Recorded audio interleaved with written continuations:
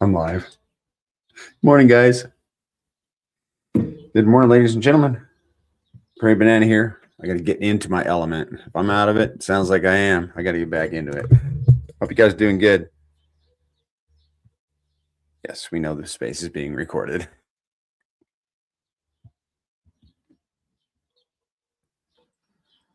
Good morning.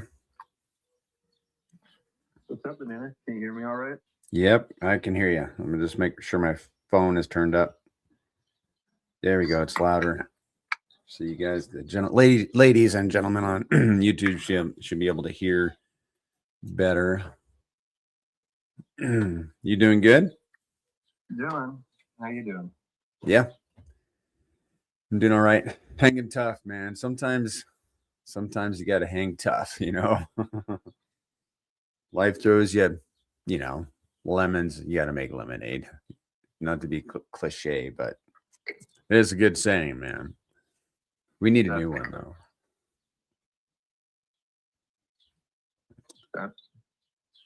That saying's a hard one to beat.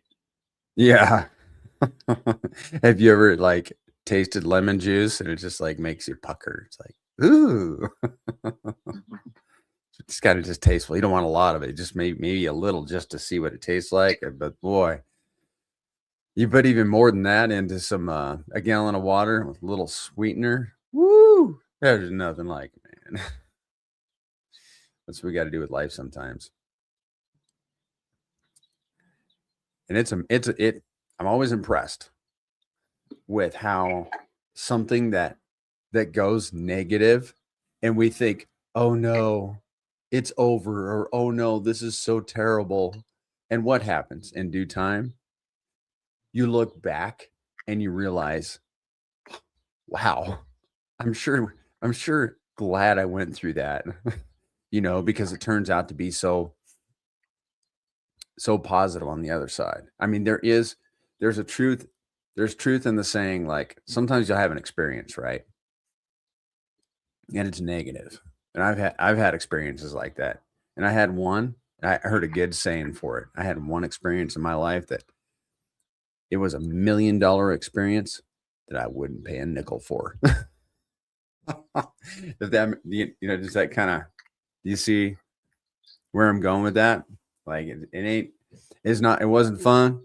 1000% wasn't fun. I wouldn't repeat it, but wow, what an experience, Mm-hmm. Yeah, I like to look at it as like sometimes doors close, and at the time of that door closing, you don't fully understand and it doesn't feel nice, but it's for other doors to open. And because that door is now closed, you have the ability to kind of look around and see what other opportunities open up to you.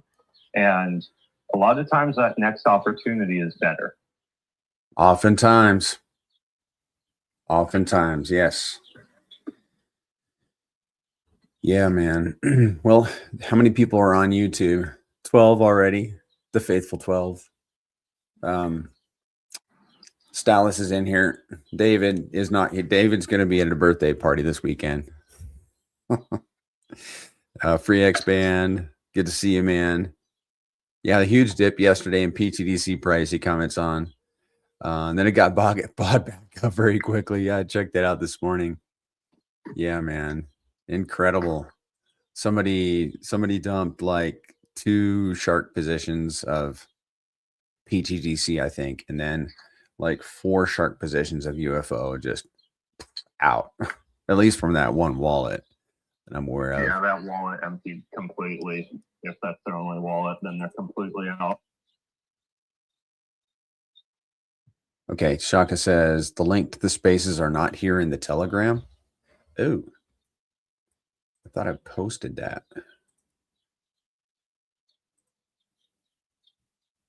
Oh, I didn't hit enter. Has ever happened to you? You post something on Telegram, you forget to hit enter. I do that with text a lot. I have to tell someone something important, and then my phone, like, gosh, they never respond to me. And I look around and say, oh, never sent it to them. It's just written out. Thanks for saying something, Shaka. And that goes for anybody, man. Guys, always say something. You see something out of line, please let us know. as we might be overlooking it. Good morning, Conspiracy Crypto. It's good to see you around, man. Dirk Diggler, or Dirk D, not Diggler, DI5555 It's probably Dirk Diggler. He says, "What's up? Crypto gripper mainly. Never seen you before, but I like your profile picture. He has the gold circle. Max Payne is helping me out big time. Accumulate and hodl, not financial advice." Yeah, man. I'm glad you're able to scoop. Congratulations to everybody that's scooping up these dips, man. So wonderful. The Dow scooped a nice dip yesterday. I noticed. Got almost 1 million pTGC in the Dow Treasury. I mean, a billion. I didn't say a billion, right?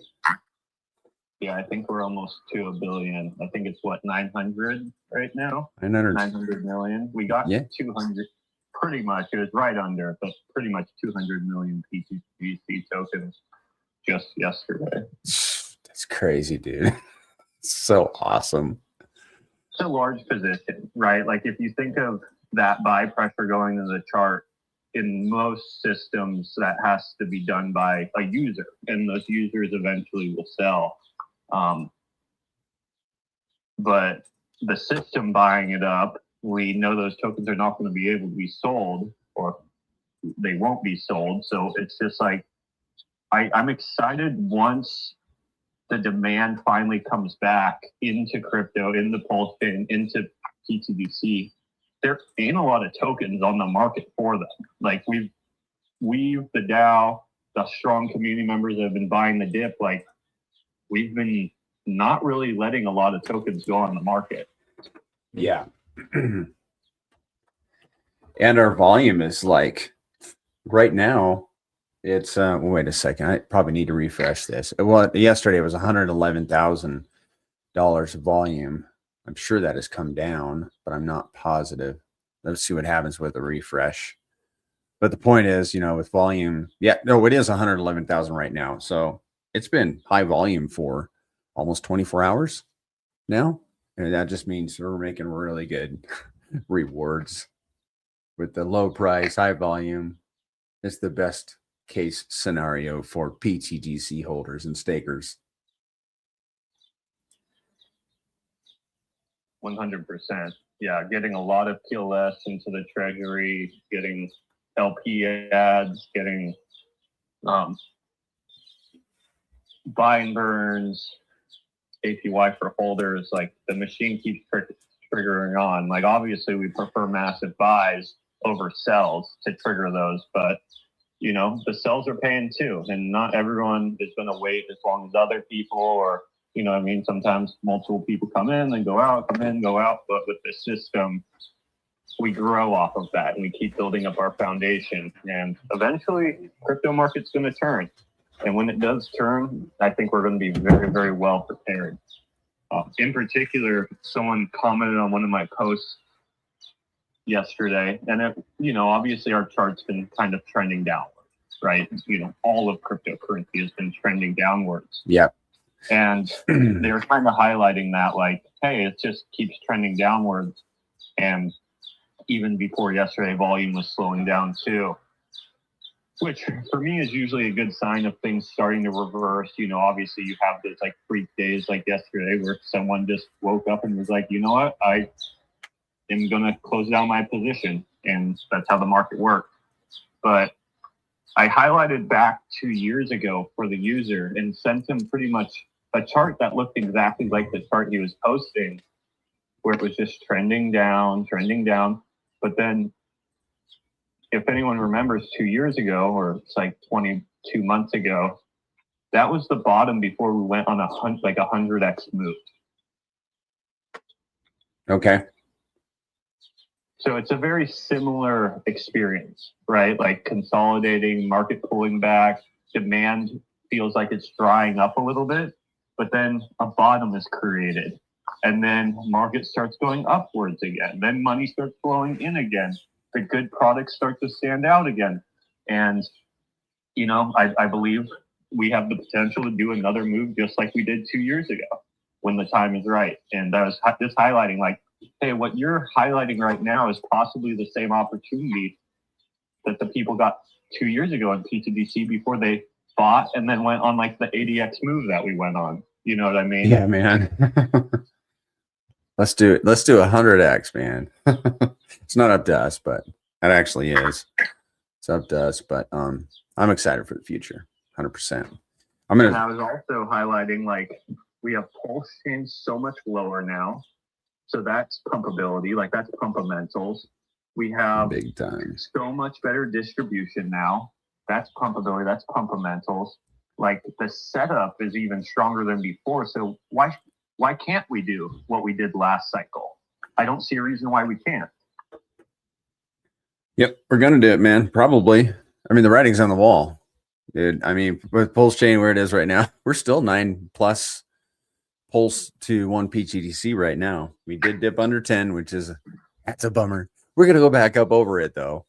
But man, when PulseChain turns around, pTGC is gonna go. It's gonna go crazy, man. I'm looking up the divs for holders and stakers right now with my experimental wallet because it's kind of exciting to know that with a high volume, low price, we've been earning. So for every 100, like if you held 100 million, just divide by 10 if you hold, 10, for example, 10 million. But for every 100 million pTGC staked and locked, since the turn of the month, you have earned 141,400 pTGC in rewards. 141,000 for every 100 million pTGC. So if you got 10 million, 14,140. Yeah, that's good rewards. Especially when you think, obviously, as I say all the time, if you think of pTGC as worth, a penny, 10 cents, $1, that's good dibs from 1 month, man. At a penny, that's $1,414 for 100 million.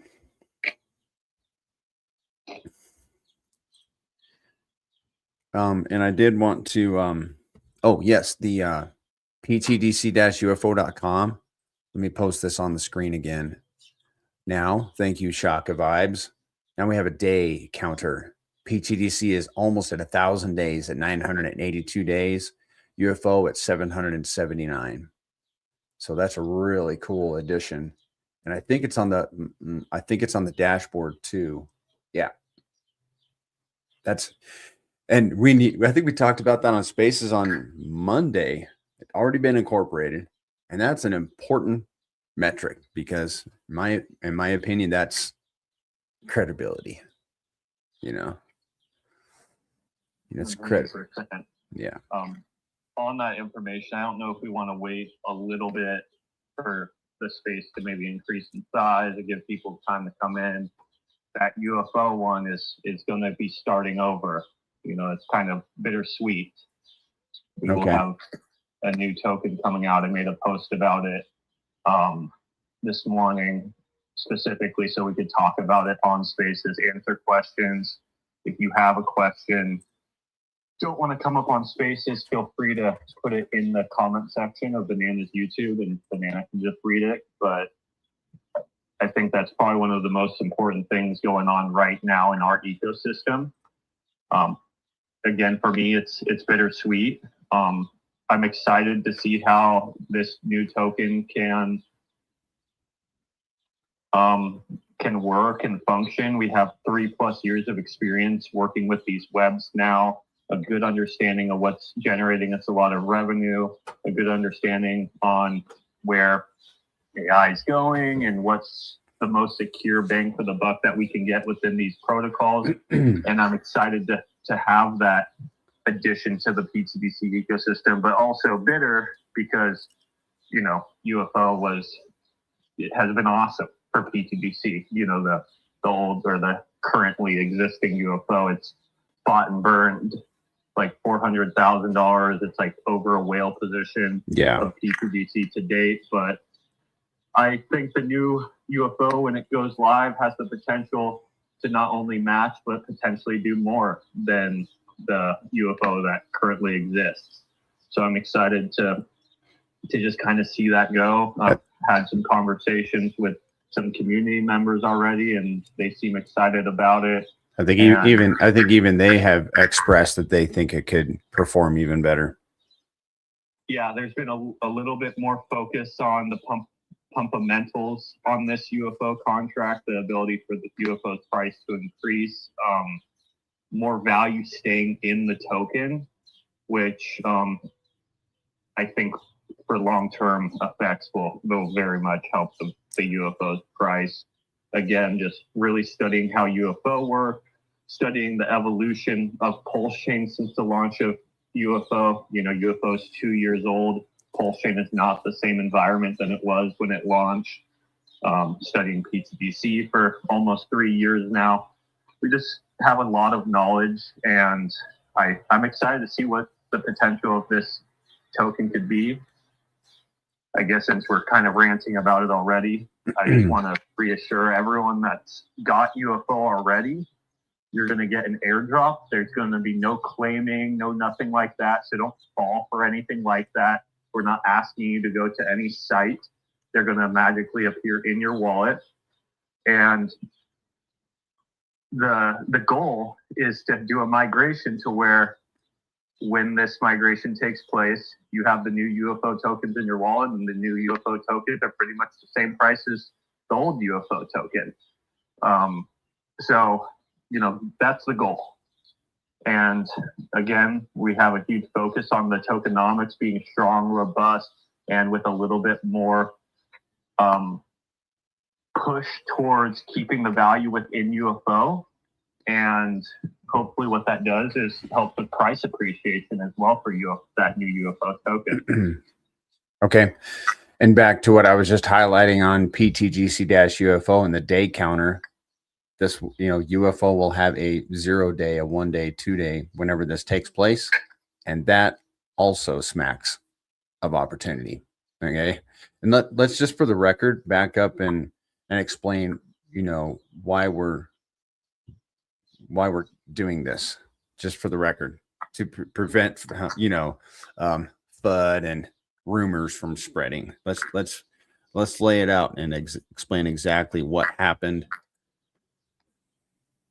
Yeah. So as most of you guys know, last week we had the discovery of an arbitrage bot that found pretty much a loophole within the code of UFO to do arbitrage swaps without paying the UFO fee. Does this affect price of UFO? No. Does this affect the liquidity of UFO? No. But what it does affect is our value generation. Yep. And the first thing we started looking into is patches to make it to where this user has to pay the fee, or things to make it difficult for this arbitrage bot to keep doing this loophole thing. The conclusion of it is pretty much the function within the contract that they were loopholing was not removable. It was there. So all the patches that we found, yes, would have made it difficult. Yes, maybe would have been a temporary solution. But for the longevity, for the multi-cycle, for the true demand being on UFO, the ability for like me to come here and say, you know what, I think this product is such a good opportunity, such a good buy, right alongside pTGC. I just felt like it just didn't have the power it did because all of the patches made it less appetizing. For example, one of them was to arb against the arbitrage bot. And we think we could have beat it because we have the ability to waive the fees for our arbitrage bot, where that bot still kind of has to pay some fees. But the thing is, then we just have to take like that revenue that we're getting and divvy it up in ways that we think help the ecosystem and all this kind of stuff. It just wasn't awesome for longevity. We'd have maintenance on the bot. Other bots would eventually start popping up, and we'd be competing against other bots. So there was a long road of like, what does this equal long term? There was a few other ideas that we were bouncing around, but all of them kind of just didn't seem like a fix that was good enough for the community. And the migration, in our opinion, is a fix that we know is going to be robust and strong and we're generating our revenue like we were, and so on and so forth. So yeah, it's definitely a little bit of a hiccup, and like you said, bittersweet. But what it did give us the opportunity is to kind of relook at the situation and say, you know what, we have a lot more knowledge now than we had back then. Yep. Let's make this this little bit of a, what would the speed bump, lemonade, right? You're saying, or speed bump, the speed bump, or the cracked egg into an omelet. Let's really study this thing, and see how we can come out of this even stronger. And I think we came up with a really good resolution, a good smooth way to pull this off. And on top of that, I think the tokenomics again are a lot heavier towards pumpability of UFO and protocol owned liquidity. And that was possible because we have some community members that have kind of already offered to put up LP, even though they're not going to be rewarded to, which is pretty much just donation by community members that believe in these systems long term. Because of these donations, in a way, not like giving up the tokens, but putting up the value temporarily, just like if they were farming, it's making it possible to where we can put that capital towards liquidity that's going to be for the protocol forever, very similar to pTGC, where it's automatically adding to protocol-owned liquidity. And I think UFO is going to come out of this situation even stronger than before. Okay, and just to clarify, this was not an issue with the UFO contract. It was an issue with the farms. And then it's an issue that was introduced because of the introduction of the farms. Right. And it's, again, nothing to do with price or liquidity. It's just something that's there, making it to where an arbitrage bot is able to do buys and sells without paying the fee. This has nothing to do with pTGC at this point. The only thing it has to do with pTGC is that it's part of the same founding group pretty much. And we love that UFO was buying and burning pTGC. So we want to keep that as hot and as active as possible. And we believe to keep that pedal to the floor, this new contract doesn't only have the ability to keep the pedal to the floor, but also has the ability to increase it. Yeah.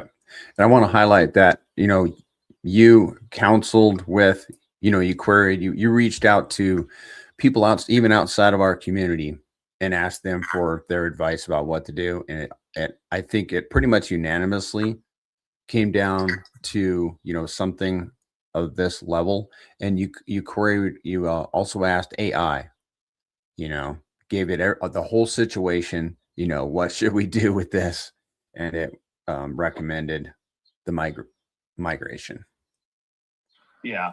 So a combination of AI, combination of working with my devs on resolution, and then also a third-party dev group that I won't really publicly mention, but they're a big player on PulseChain. They're a great team, and they went through all the steps too, and pretty much came to the same conclusion. Yeah, and that's on top of reaching out to. Let me just put up with this term, high-level community members in the Grays community. So that well-researched, not done hastily. I think it was handled, in my opinion, I think it was handled very well. I even reached out to you at the very beginning. I'm like, let's not make a decision today. Let's let this cook for at least a day or several days, and it happened. Yeah, I'm happy. The first goal was the patch, but if none of the patches are the standard of the Grays, right? The standard of the Grays are multi-cycle systems. We aim for pTGC and UFO to have the value that it has, or obviously with the goal of so much more, 2 cycles, 3 cycles, 4 cycles down the road. And if we can't hit those levels with what we have in front of us, we need to make the adjustment to do so, right? Like, you're grinding here for a multi-cycle system. I'm grinding here for a multi-cycle system. This isn't a protocol where we're just aiming to have some traction for a couple of months. and then call it a day, right? We want to aim to have traction 10 years down the road, hundreds of millions of dollars of liquidity, hundreds of thousands of holders, right? This is the goal for the Grays, not, 99.9% of protocols that go on a nice little run and then die off forever. Like for them, that's probably not the biggest deal. But for me, at least, and I think for you and for other large community members in the system, we're in the system because we believe in it 10 years from now. That's why we have those 10-year calculators and stuff like that. So we want whatever we're believing in, whenever we're marketing, whatever we're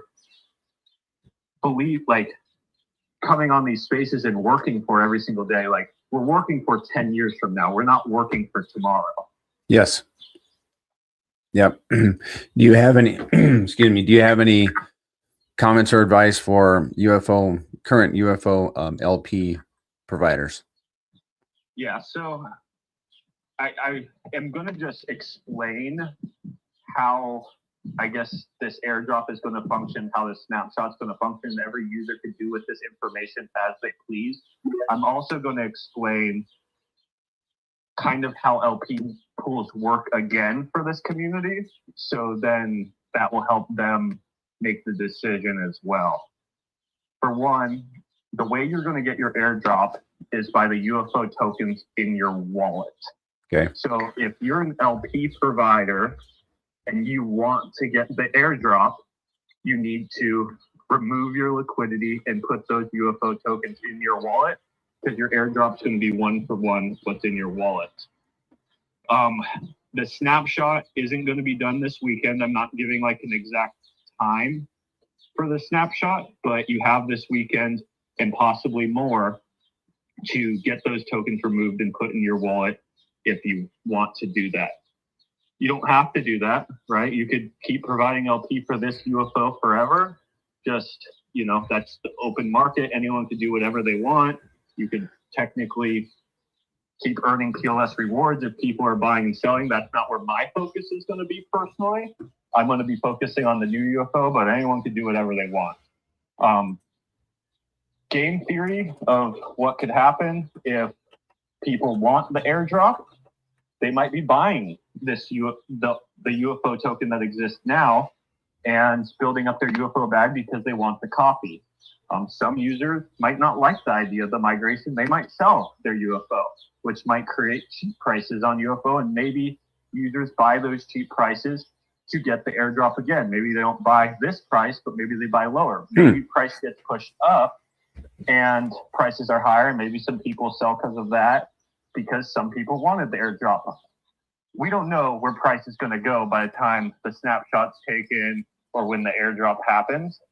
There's a lot of game theory there. If you remain LP providing, just know that these people are buying and selling out of your LP pools. If price goes up before you pull your LP, you're going to lose some of your UFO token and get the other side. That's how LP pools function. If price goes down before you pull your LP, you're going to get more UFO tokens. So if you pull there, you have more UFO tokens in your wallet for the airdrop. Yep. That's how it works. Excellent. Okay, so just to recap, we should be pulling our UFO LP. Just a reminder, we did this back in April of 2025 with PDI, with that whole thing, and now we're just going to do it throughout all the farms. So, and claim your rewards first. There you go. Reminder. Yep. Claim your Pulse rewards before you just go to go pTGC. Yeah, go pTGC.com, connect your wallet, and there's a claim all button. Claim all your Pulse rewards, and this is not financial advice. This is just how, if you're going to do it, this is how you do it, and then unpair your any LPs that you have, if that's what you're going to do.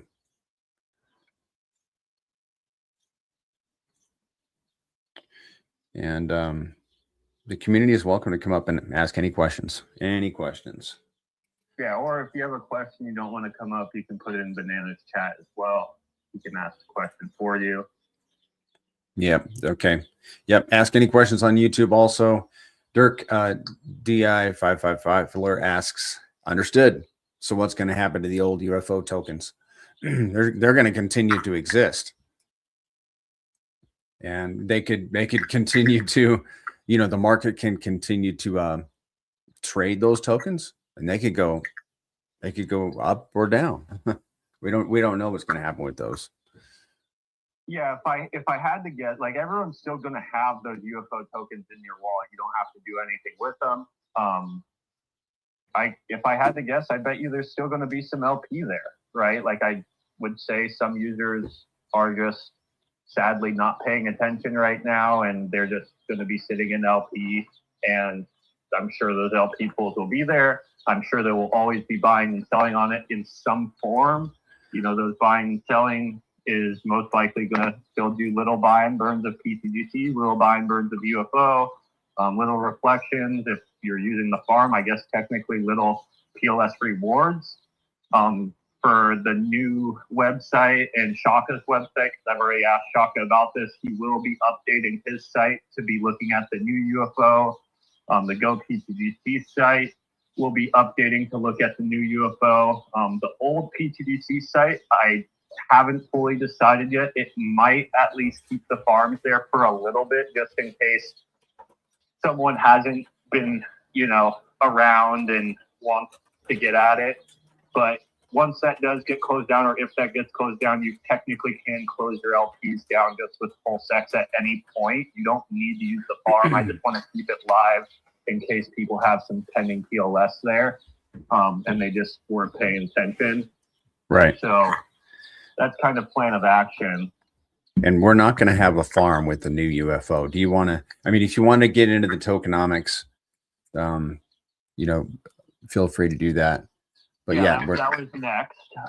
If no one has questions, we can kind of go into the tokenomics. There is one question. Holland asked, what day is the migration taking place? And he stated that he's not quite sure, but perhaps in the next several days, but not this weekend. Yeah, I'm not giving a date on the migration or the snapshot, because for one, I don't want people to try to gamify the snapshot and stuff like that. So there you go. I am saying though that 100% you have this weekend, right? So you have the full weekend to get those LPs closed, and the snapshot's going to be taken at some point after this weekend, and the migration's going to be after the snapshot, obviously. Okay, there are Shaka Vibes. Thank you for pointing out that there are questions in the Telegram. T Moldy says, so UFO will be new token. What about the burned liquidity? All lost for nothing, just like that? UFO has no burned liquidity. Yeah, so I don't know if he's listening in. All of UFO's liquidity is community provided.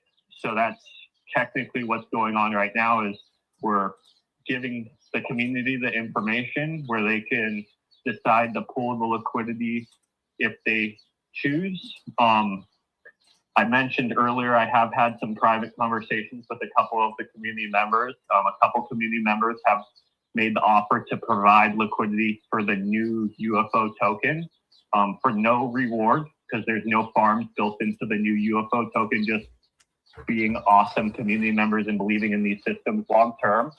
And then the new token will also have some protocol-owned liquidity, along with the functionality of it is heavily designed to add to protocol-owned and burnt liquidity. So it's going to constantly focus on, instead of paying out rewards to a farm, building up a massive liquidity web that's owned by the protocol. Okay. But no value is lost in UFO's burn liquidity, because there is no burn liquidity in UFO. It's all community provided. Right. Okay. Sorry to interrupt, but do you want to pick up where you left off? About the tokenomics. Yes. Was that all the questions we had? Let me take a quick look here. Let's see. Yeah, I think we're caught up. Okay, cool. So tokenomics, we're keeping very similar in a few ways as the current UFO token. It's going to have the same 6% fee. The first half of the fee goes 1% holding rewards in UFO, exactly how UFO is today. 1% pTGC buy and burn, exactly how UFO is today. And 1% UFO buy and burn, exactly as it is today. So that first half is exactly how UFO operates today. What's changing in the new UFO token, we're going with a more battle-tested, robust design where there's been tons of tokens that have had this design. As you guys know, UFO with these UFO shares in the farm, this was a brand new design. We did months and months of testing. We did audits and everything like that. Obviously, because of us venturing into uncharted territories, that was most likely part of one of the reasons this issue came up. Where we're kind of leaning at now is what's more important is multi-cycle robustness, especially with AI coming out and getting so advanced. So we're going to simplify the contract a little bit.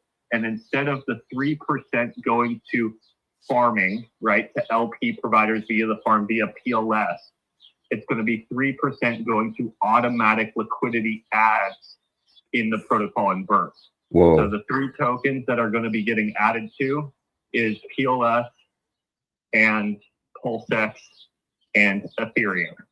And then the contract's going to add to those pairs automatically. Whoa. With every single transaction for the protocol forever. One reason I think this is going to be good for UFO price is because every time it adds to liquidity, it needs the UFO token, right? To where previously everything was getting paid out in PLS. So technically that was value that wasn't staying into the UFO token. Now half of every single of that 3%, 1.5% of that is going to be in the UFO token forever. So that's an additional 1.5% of buy pressure on the UFO token itself. That wasn't there before. Okay, sweet. So this is why I think it's going to be a little bit better for price appreciation. Obviously, it's making it disincentive LP providing, but like I said previously, I've had some conversations with some players within pTGC and UFO already, and for the good of the protocol, they will be providing LP just like they were previously for farming. That doesn't mean that that LP is going to be there forever, just like their farming LP wasn't going to be there forever. This is how farming works. Like, no one is guaranteed to keep their LP there forever. This LP is not guaranteed to be there forever. But what it does give us is the ability to use that time to generate the protocol-owned liquidity and burn liquidity that backs the protocol forever, which the old UFO never had that. or the current UFO never had that. Right. Now, so just to recap the tokenomics, 1% to holders, 1% burns PTGC, 1% burns UFO, and 3% is added to the PulseX, and Ethereum LP, and that LP is burned, correct? Yes, it gets pretty much locked into the smart contract. Sweet. I love that. Very similar to pTGC's auto LP. Yeah, except pTGC doesn't auto add to it. Excuse me, to Ethereum and PulseX. Yeah.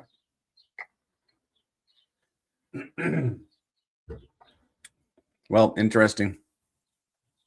Extra Crypto asks, what will be the new UFO contract? You won't know that until you deploy it, right? Correct. Yeah. And Crypto Gripper mainly asks, what about impermanent loss? I assume he's talking about the LP positions users have right now. And that's kind of why I'm saying it's up to every individual independently. If you want to not pull LP at all, like maybe you just want to keep your LP in old UFO. Like, I'm not telling anyone to really do anything in particular. Well, all I'm saying is if you want the new UFO token airdrop to you, There you you're go. going to get airdrop the UFO that's in your wallet. So if you want that, you need to pull your LP pools and put that UFO just in your wallet.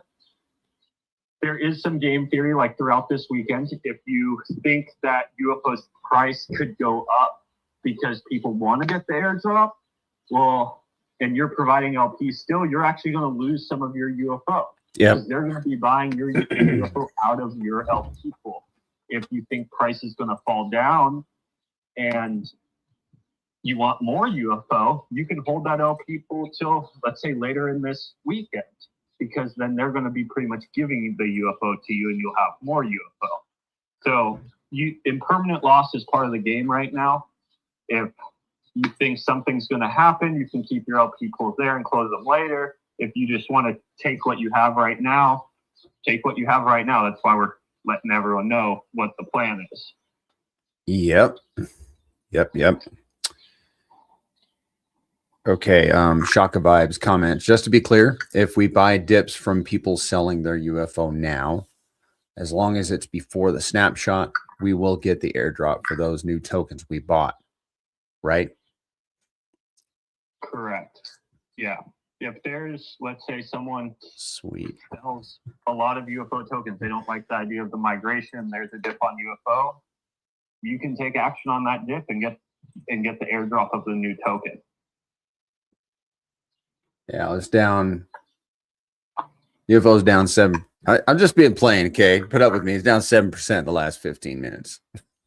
No surprise. There's our opportunity, ladies and gentlemen. Extra Crypto says, I think this is a blessing in disguise. I agree, man. Speed bump, ladies and gentlemen. Am I rattled? Very, very slightly. I'm optimistic. We'll get through this, ladies and gentlemen. It's going to be good. And probably a bunch of people are going to be coming in. Behind me is, could you, like, in like 5 minutes, repeat what's going on? I didn't hear anything, but I'm sure there's going to be a ton of other people coming in asking the same question. So, but just give it 5 minutes. Yeah, no problem. Do you know where we're at, B, or do you need a little bit of a recap? Yeah, I have no idea what's going on. Okay. Yeah, I'll start, and then I guess I'll just start over again if people start coming in. So last week, we made an announcement that I think it was Friday or something. It was brought to my attention from a community member that there was an R bot that pretty much found a loophole, we assume, using AI to do swaps within UFO feeless. So it doesn't affect UFO's price, it doesn't affect its liquidity, but what they're able to do is beat the arbitrage bots to action pretty much every time, right? And this is a massive revenue generation source for UFO. So since a arbitrage bot's able to beat them, it makes it to where we don't get to generate our normal revenue off of it. Is the arbitrage bot making a crazy amount of money? No, it's not, but it's costing us money in UFO. So obviously that raised some flags, and we spent the week talking with our devs, looking at patches, talking with other big devs on PulseChain, looking at patches, and what we decided is the best solution for our community and for the longevity and price appreciation of UFO is to do a migration of UFO. Luckily with UFO, the liquidity is community owned. So users can just pull their LP and then do with that as they wish. The UFO token is going to be how you get the airdrop. So if you have UFO in your wallet, you get more UFO. The 1-for-1, everything's 1-for-1. It's going to have the exact same amount of supply. But that's where we're at, and that's kind of the announcements that we're making. We are changing the tokenomics a little bit with the new UFO.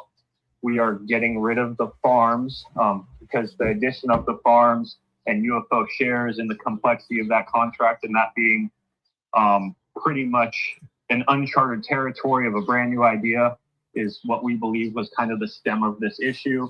We are simplifying the contract and also using our knowledge of 3+ years of understanding these systems and putting the value in a direction that we think is going to be better for longevity, sustainability, and also pumpability in the future as well. Same mechanics as far as buy and burn for pTGC and everything? Same. So the same buy and burn on pTGC, still 1%. Still buy and burn on new UFO, still 1%. Still holding rewards. You get the hold and just still get 1% for holding, or your share of 1% for holding. The 3% that was going to the farm in PLS is now just going to automatic liquidity ads with PLS, PulseX, and Ethereum. So we're giving up pretty much the PLS that was going to all the farmers, and now just putting that 3% to auto LP ads forever for the protocol with those 3 tokens. And we believe that's going to be good for UFO's price, because previously the entire 3% went to PLS. Well, now half of that 3%, 1.5%, has to stay in the new UFO token itself. So that's an additional 1.5% of buy pressure on UFO as time goes on.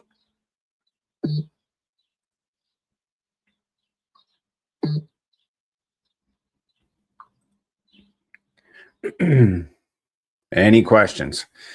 Ladies and gentlemen, ask your questions here. And if you Spaces is over and you got more questions, you can ask them in the Telegram. You can PM me. You can PM me on Telegram or X. Just ask any questions. This is a good this is the learning time to do it. Don't I'm just aware of FUD, right, and rumors, and let's keep those to an absolute minimum. Has anything been affected with pTGC with this whole farm thing? No, nothing affects pTGC. This is just a UFO situation. The function within UFO that pretty much creates this loophole does not exist in pTGC. So it's, I guess, the point. Yeah, I was just to make sure you continue making that a point, because people will try to, put it into that as a way to get lower prices and things like that. That's what they do. So I would say anytime you explain that scenario, just add that into it, and you're going to people, you don't want people to through me. So yeah, it's always a good thing. Yeah, and keep an eye out for Zen's tweets at the Gray 369 also for updates. Yeah, when it comes to dual tokens like this, people always will try to, oh, well, this affects blah, blah, blah, blah. So it's just like 2 different things, 2 different tokens. That's the situation. There you go. Yeah, right now, like, none of this affects pTGC whatsoever. And then as far as UFO, our main goal is to just, obviously get this migration done as smoothly and as well as possible, and just keep making our steps in the right direction after the migration goes, and we pick up where we left off. And what's the time frame on the migration for UFO? So as far as the snapshot goes, it's gonna for sure be after this weekend, so people have time to remove their LPs and all that kind of stuff. But I'm not giving an exact time frame on the snapshot itself, just because I don't want people to try to gamify it. It's pretty much, hey, at least you have this weekend, and then everything after that is, not going to be directly disclosed. And then goal for migration is we're hoping a week from now, but obviously we want time to do the testing of the new contract and all that kind of stuff as well. So I'm not really giving a direct timeline on that.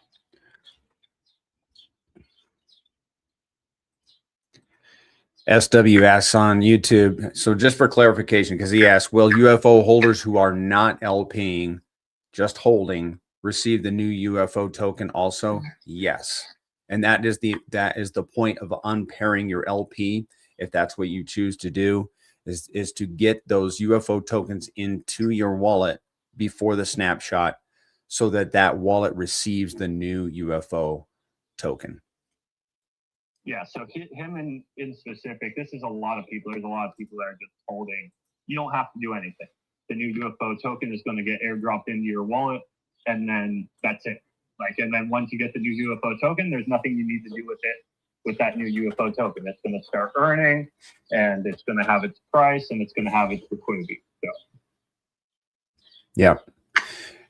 And Holland asks, what about staked tokens? Do we have to unstake our pTGC in order to get the airdrop? pTGC is completely separate from this.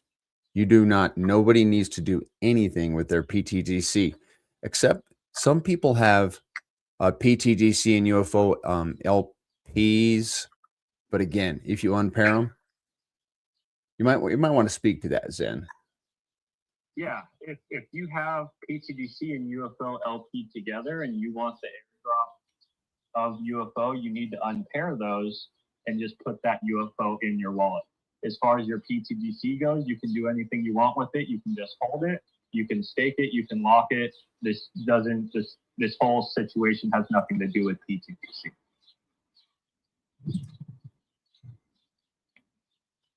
There you go.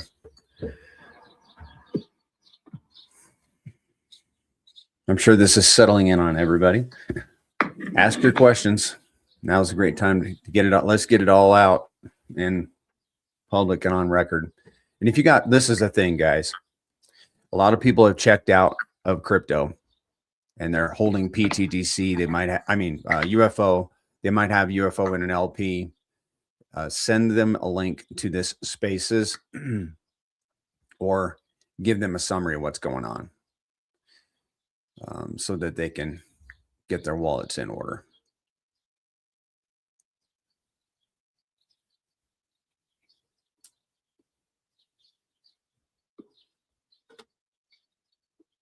Dirk Diggler asks on Telegram, so the current UFO tokens won't be functioning in the ecosystem anymore. They will. They'll just be a new, there's going to be a new contract of focus, if I can put it that way, a new UFO contract of focus. Yeah, so new UFO contracts, new tokenomics. The way you get the new token is the current UFO token in your wallet. That's how you're going to receive your airdrop from a snapshot of what you own. Obviously, you can buy UFO now if you want to get that airdrop. You can wait until the new UFO is live and just buy off the market. However you want to expose yourself, or if you want to expose yourself to the new UFO token, that's how you could do it. As far as the existing UFO token, like technically it's going to always exist. Like I'm sure there will always be some sort of LP there. I'm sure that there will always be a buyer or seller of some sort at some time period. It will continue to do what it does at buy and burn pTGC, but that is not where my personal focus is going to be. And the main sites are going to be migrated to just showcasing the new UFO token contract. Okay. And Stylus wants to do another calculation. The Stylus, I think we'll do that. What we'll do is we'll do that a little later in the Spaces this morning. We need to get through this UFO thing. So I'll come back to that. And if you need to drop off, I'll send you a timestamp. Crypto Gripper mainly asks, so for example, he's asking me, but this can be said publicly. This is in reference to my experimental wallet, which has 1 million UFO in it. That's down to like 300,000 UFO because I put it into an LP with PLS. He says, what are you going to do? I see your UFO in LP was 1 million. Now it's 300,000. Do you just take the loss and charge it to the game? Well, short answer is yes. However, there's more. Yes, I will only have 300,000 or so UFO when I unpair that LP. Started with 1 million. That's less UFO. That's a bummer. However, I will have about 3 times as much value in the paired token at this point in time. Correct? I mean, that's you have pretty much 3 times the amount of PLS. right? So that's your impermanent loss, is because PLS went down and UFO went up. You ended up getting people's PLS or whatever you're paired with, and you were giving up some of your UFO. So when you close this down, yeah, you're only going to have 300 million or 300,000 UFO to get the airdrop of. Obviously, it's up to you if you want to take that PLS that you received in return and buy up more UFO, or if you just want to hold the PLS that you received as just PLS to hold. Every user needs to, make up their own mind there. Right. Okay. Max Gaines asks, will the new one be called UFO as well? Yes. Just the contract. The contract address will change. It'll be different.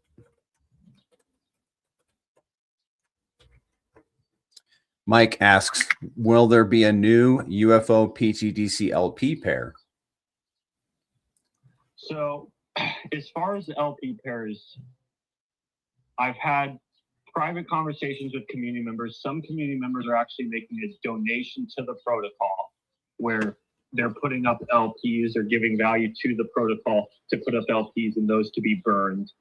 There's going to be LP pairs with pTGC and UFO. There's going to be some burned LPs once everything's cleared as far as functionality of the code.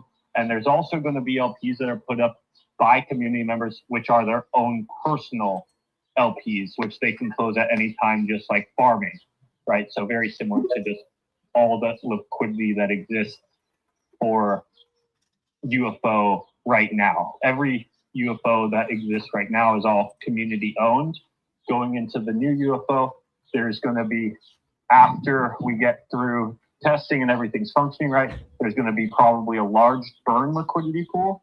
There's going to be the liquidity that gets added by the contract, which is locked within the contract, which is pretty much a burn liquidity pool.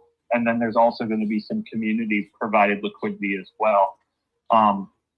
So that's pretty much the infrastructure of what the new one's going to look like. Yes, there's going to be a pTGC and UFO liquidity pool as well. Cool.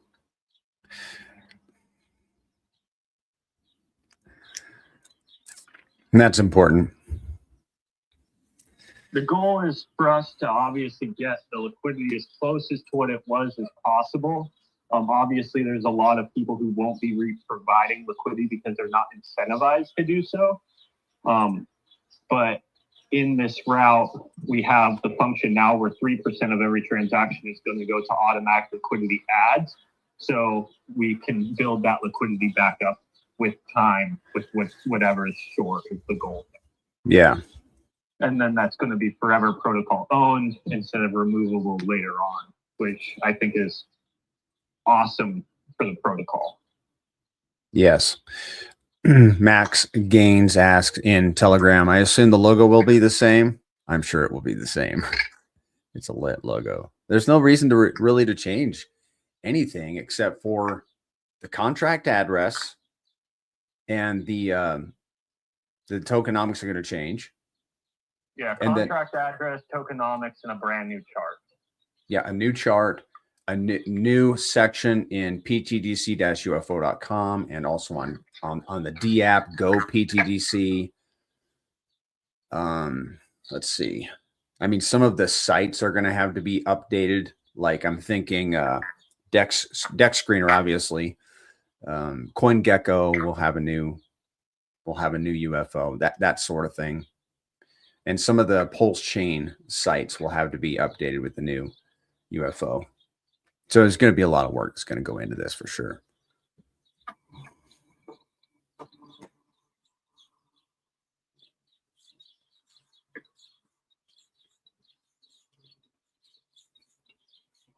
These are good questions, guys.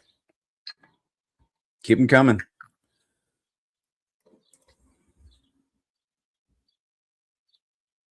Is any of the liquidity burnt with the current UFO token? Great question. No.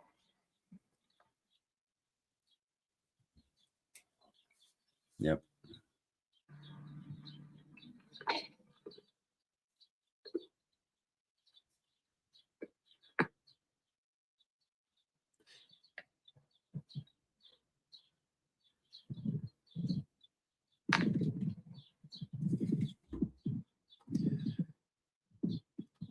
All right, man. Hey, here's a great saying for a time like this. What don't kill us?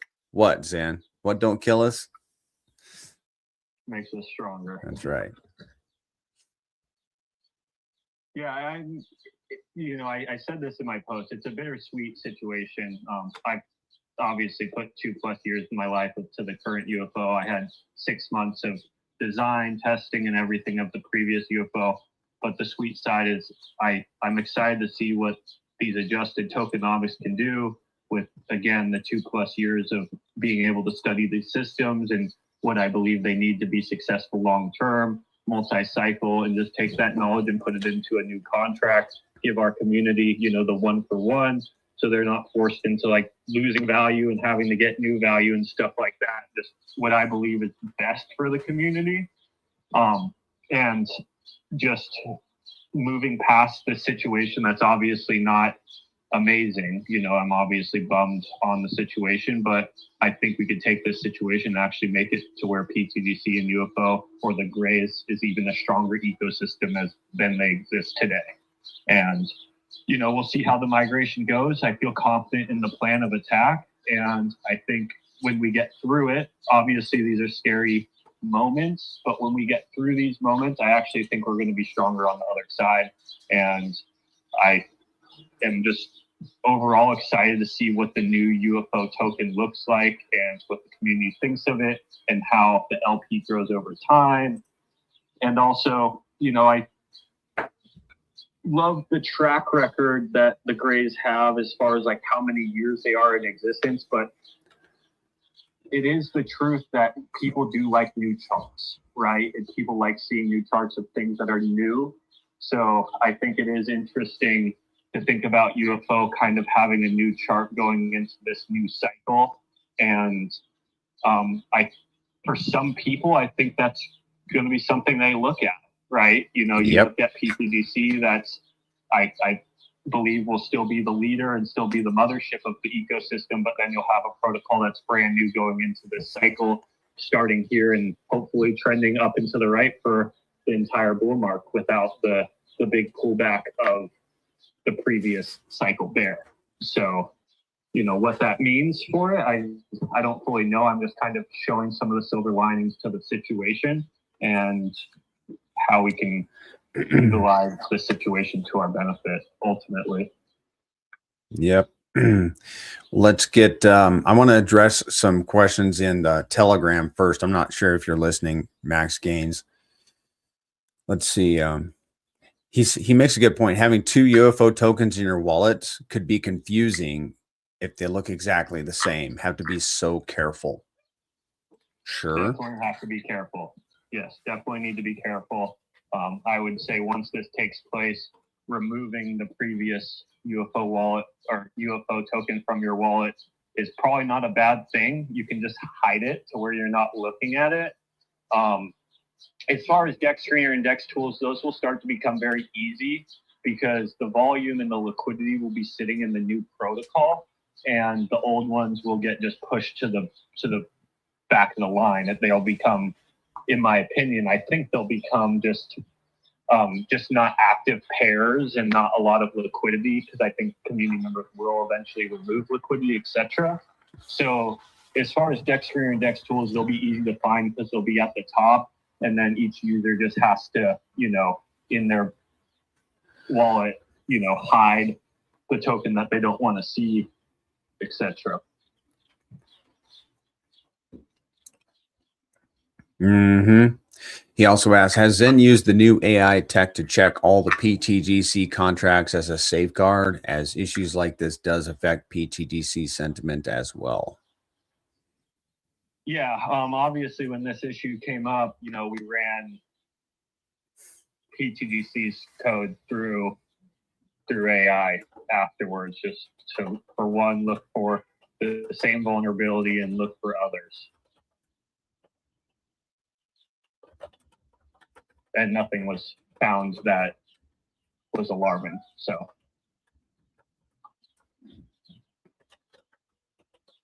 Okay.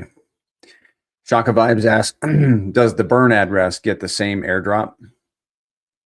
Yeah, we're gonna pretty much the whole entire airdrop is going to be 1-for-1. So the burn address is also going to get an airdrop of those tokens. So we're going to kind of just pick up where we left off as far as the buy and burn goes. And pretty much the only thing is the people who are providing LP, since the UFO tokens aren't in their wallet, the PLP tokens are in their wallet. That's going to be probably the only discrepancy. I'm hoping anyone who wants the UFO airdrop gets their UFO LPs removed by the time we do the snapshot. Okay. But the supply of UFO will be the same, and the wallets that own UFO, those will be the same, including the dead address. Okay. Isn't there some way we can exclude the dead address from the airdrop? I could exclude it, but I'm gonna include it. Okay. I'm not gonna argue with you. You're great at all that stuff. What else? Nothing else. We're caught up on Telegram. Let's see. Questions on YouTube. Super Snake, I know, has been stacking UFO. So he says, as a top 50 holder, I'd be lying if I said I wasn't my pants right now. Dude, you've been a champ. You're still a champion. So yeah, like that's a good example of, like, in this situation, someone like Super Snake, me personally, I'm doing what I can, I think is best for users like Super Snake. Like, the goal of this migration is for it to be as smooth as possible. And on the other side of this, of this somewhat tough road, I think it's going to be a very, very good situation. And on top of that, for the longevity of UFO, like, I don't know what Super Snake's plan was with his bag. I'm going to make the assumption that he was a long-term believer, right? And I personally believe the migration is the best situation for long-term success, multi-cycle success, and price appreciation. Definitely, I hear what you're saying, Super Snake. Like, I'm also pretty much in that same boat. Gosh, I wish everything just went as perfectly as perfect could be. Sometimes wrenches get thrown in the plan, and I personally believe that we will get through this situation, and I believe we could be stronger than we even were before. But there's definitely some traction along the way. And again, like, the number one priority as for this migration and for the plan of this migration is to make it to where users like Super Snake are happy with the end result once we get through it. Yep. And addressing my friend James, he says, good morning, stopping by to hear the latest on pTGC. And I was like, we're having a historic moment over here. And he's like, life is full of historic moments. He's a Gen X like myself. He says, I'll need to get up to speed on what I need to do about UFO because I participated early. Well, James, and this is for everybody, if you did not LP you're in any UFO, you really don't need to do anything except for, like we said, perhaps after the snapshot, after you received your new UFO tokens, removing the old tokens, perhaps putting them into a separate wallet so you don't confuse them with the new ones. Is that the only thing that users need to do, basically? If they're not LPing, you don't really need to do anything, right? Just keep your eye out for the new contract and just be very good about not falling for, like, a scammer or anything like that. It's going to land right in your wallet. You don't need to connect to anything. You don't need to claim anything. It's going to land right in your wallet. If you're an LP provider, James, no financial advice, but if you want to get the UFO airdrop with the UFO you have an LP, you need to close those down at least by the end of this weekend. I'm not giving an exact time when the snapshot is taking place, but I am giving a minimum amount of time, and that's this weekend. So I'm gonna say it again. Reach out to your friends. Listen, how many people are on Spaces? Maybe 30 people on Spaces. They had 150 on a Spaces last year at about this time. So there's a lot of potential LP providers that would like to hear from you. appreciate hearing from you. If you got friends that you know hold UFO at a minimum, and if you think they may have LP, just reach out to them and let them know what's going on. But please point them to this spaces to listen to. We've been running for an hour and 10 minutes. We started talking about this at 10 minutes in. So have them just fast forward to 10 minutes and give them the facts, because we only want facts floating around. Yeah, but then are you doing your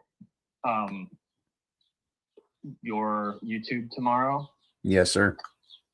So even maybe send them to Banana's YouTube tomorrow. I'm sure he can give a very, very quick summary on game plan of action. It's True. Also within the weekend, where this space might be kind of long and lengthy. I've repeated the same thing a few times, to where maybe if they're finding out about it today or this afternoon, you just say, hey, get the information tomorrow at Banana's thing at this time.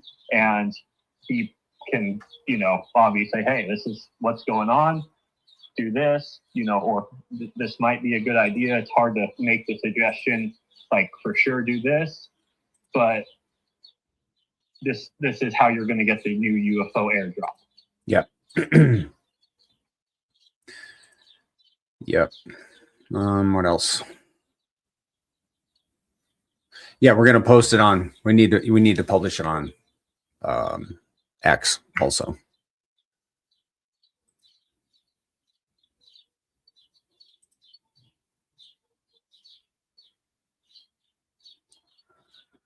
Yeah, throughout the next week, there will be some tweets, not I think as important as the one that just went out this morning. That one kind of tells you the real plan, but I'll be putting out posts with the top tokenomics kind of written out. I'll be making posts once the snapshot has taken place. And then obviously we'll be making posts once the migration is fully complete and battle tested and live. Yeah. Max Gaines says on Telegram, thank you, Zen, for getting out in front of this and providing clear communication. Crypto is a new innovative area and issues are expected. That's a good attitude. Love that.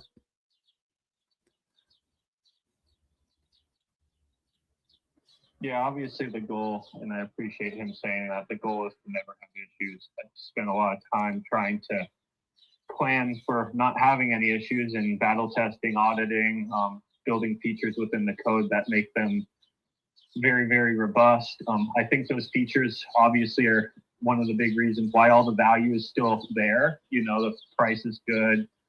Liquidity was good before people started removing, etc. But the value is still there, and the value, I believe, is going to come back in the new migration. But that being said, yeah, it was an idea that was brand new, never done before. And obviously, I think that's kind of what made this little loophole possible. And going into this next phase of UFO, there's going to be even heavier focus, not only on the robustness of like self-custody and the features that make pTGC and UFO so appetizing in DeFi, because most DeFi you have to give up custody to earn an APY, but also robustness into just using a lot more battle-tested design, like a system that's kind of been just done thousands and thousands of times within the code, to make it to where we feel so confident, even though we already felt confident because of all the battle testing, that this is multi-cycle. And we feel confident with hundreds of million or more LP being in this web burnt, very similar to pTGC system. Yep. And I can say this to the community. In my conversations with Zen, the founder, he is very, very thorough in his approach to crypto. Very extremely community minded. He wants everyone here to see success. And when it comes to his projects, that means they got to be rock solid, 100%. And I have sensed that in our conversations. So yeah, I appreciate you saying that. I'm a community member also. Obviously, Yeah. I want my bag to do well just like everyone else. So, you know, I want to do well by Banana. I want to do well by my family. I want to do well by my friends. I want to do well by the community. I also want to do well by my own family who holds value in these protocols. So obviously the goal is migration wise and, you know, LP on the other side, value on the other side, demand on the other side. This is all number one priority, and longevity and sustainability. Okay, questions are still coming in. We're gonna have to restate. I think it's okay at a time like this. I think it's okay to say things repeatedly. Okay, so I was planning on it. Yeah, people are going to be jumping in Yeah. the middle, and so I'm fine going over the same information. I feel like we've run through it all, and we'll probably keep just going through the information. So sorry for everyone listening that just has to hear it over and over again, but I think it's important for people hopping in and out. Yep. So, and on that, the Ebonics lover asks, "What migration? I'm scared." UFO Okay, yeah. So we'll start from the beginning. The UFO token is going to be migrating to a new contract address and a new contract. A week ago, we let out that there was a loophole pretty much found by an arbitrage bot to be able to arbitrage without paying the fee, which obviously affects the revenue generation of UFO. Not completely, but a lot of it. And this is a big concern for long-term longevity of this system. First step was to find a patch for it, and all the patches didn't seem robust enough and strong enough for being a multi-cycle system. So we made the tough decision for the community. We believe this is the best for the holders of the community to just do a migration instead of a patch. And pretty much, if you want to get the one-for-one airdrop to your wallet, you need to have the UFO in your wallet. So if you're an LP provider in the farms, if you want to get the UFO airdrop, you need to remove those LPs so you have the UFO sitting in your wallet. No exact timeline on when the airdrop happens, but just have those tokens in your wallet so you're ready when it does. Yep. There's another question. Can you run through the potentially anticipated game theories that could play out over this weekend to help us make an informed decision? Yeah.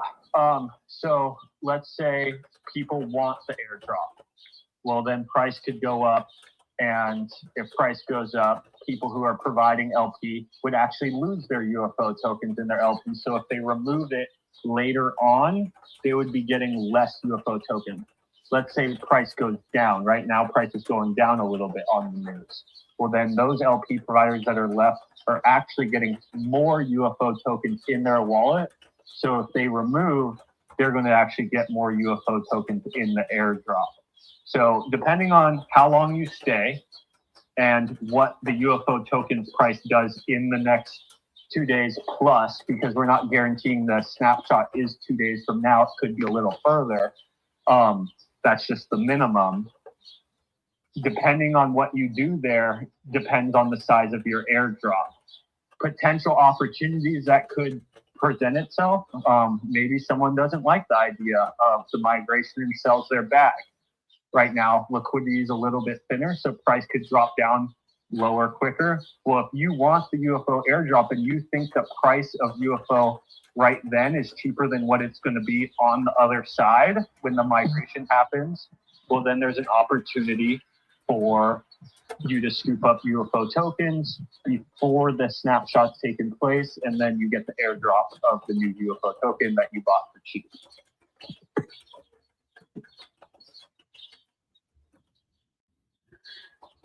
Excellent.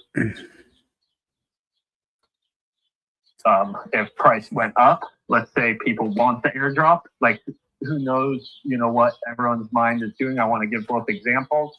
There could be an opportunity where price goes up because people want the airdrop. Maybe you say, hey, I'm fine selling at this price. I'll just buy the price it goes live on the other side before the snapshot. It can work either way. those are like the game theories that I've thought through. More importantly, what I'm paying attention to is making it to where we get through the migration with solid value on the other side in both liquidity and price.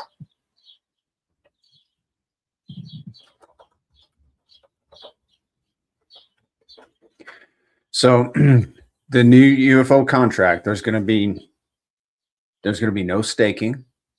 There's going to be no, well, obviously there's going to be LPing. People can LP on PulseX if they want to, but there's not going to be a farm built on top of PulseX. It's going to be strictly holding these tokens.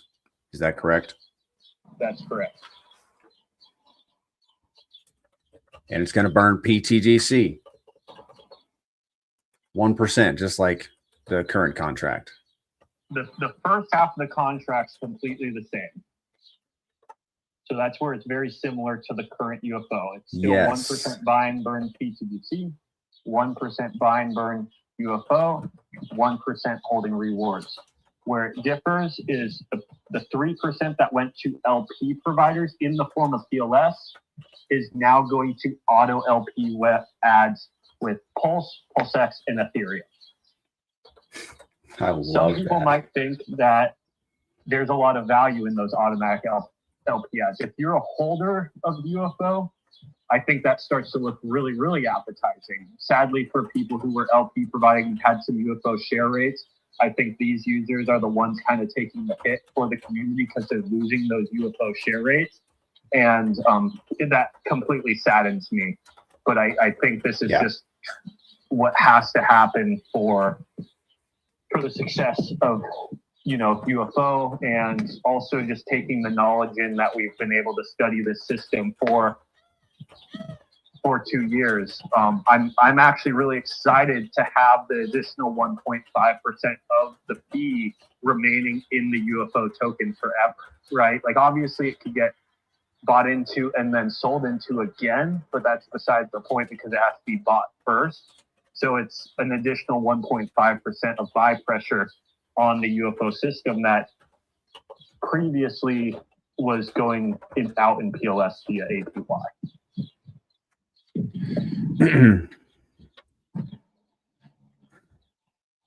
Okay. I'm drafting up a tweet. Can we just talk about this publicly?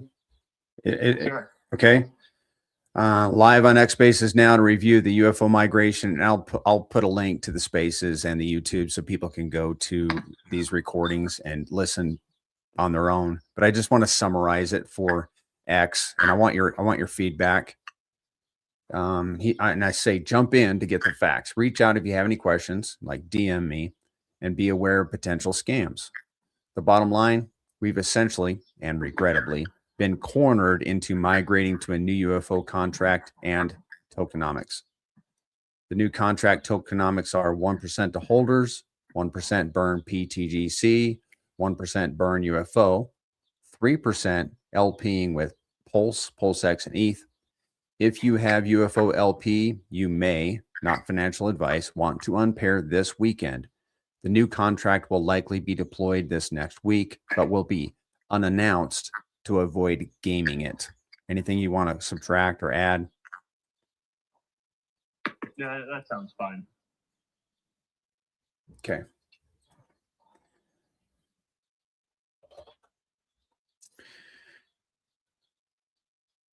There are some more questions in Telegram.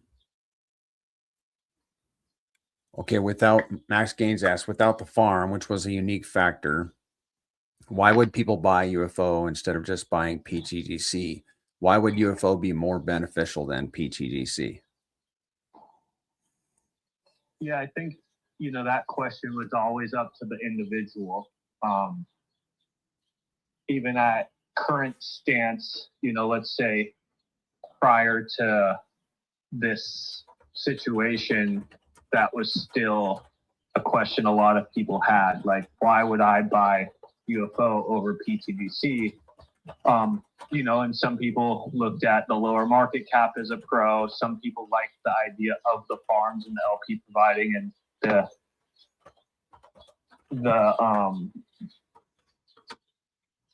the idea of like the UFO being a lot more APY heavier, like 4% of the fee of UFO was going to APY via holders and LP providers. Some people like the idea of pTGC having the burnt liquidity and pTGC having the staking rewards, and you don't have to LP provide. Like, they were a little different, and that idea still exists. pTGC and UFO are still a little bit different in a few ways. You know, pTGC has the staking rewards, holding rewards, locking rewards, a DAO that kind of makes pivotal decisions throughout multi-cycles, where the new UFO token is very much like locked into code, to where it's very focused on the growth of the LP of the system owned by the system.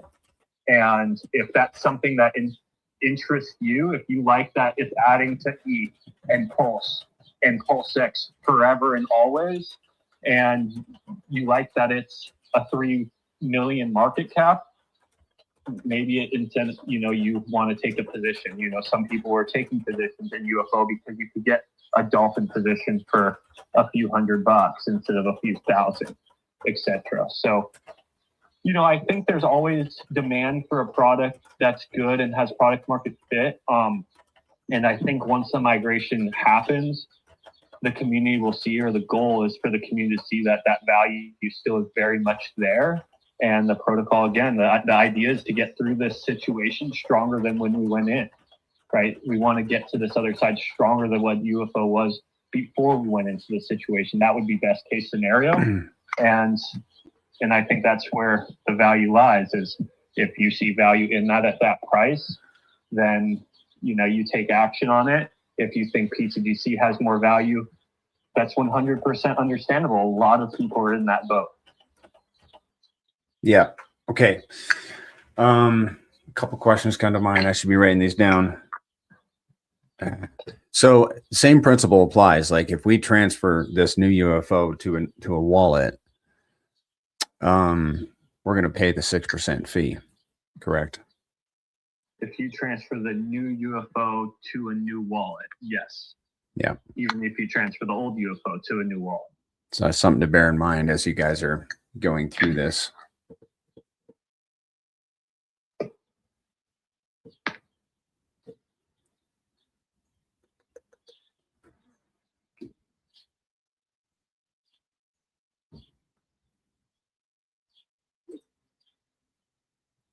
Okay. Oh, this is the other thing. So in our conversation, you mentioned how much this LP was going to be added, you know, which was being essentially gifted for this new UFO. And it's, may I say this? It's a beautiful sum. It's a generous sum of LP. So UFO is going to have, the new one is going to have a smashing start. Yeah, in a little bit different of a method, right? Like, some of it is very similar to the existing UFO, where it's just community provided. Right now, all of the liquidity within UFO is community provided. Obviously, this one isn't incentivized. Previously, it was incentivized with the PLS rewards.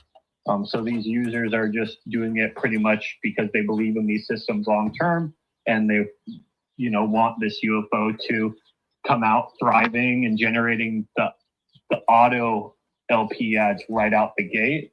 There is going to be a portion of LP that's gifted to the protocol itself and burned after the migration is complete and everything's tested and so on and so forth, which I think is one of the features that stands out for the new UFO as something awesome, right? The fact that now we have some protocol owned liquidity instead of all 100% community provided. So this is something that I think is super excited, along with now it's adding to LP itself automatically, and all that's protocol owned as well too. So the protocol owned side of the new UFO is really going to stand out compared to the old ones. That doesn't necessarily mean that it's going to be more or anything like that right out the gate, but it has the potential to be more in the future as it keeps building over time. Yep.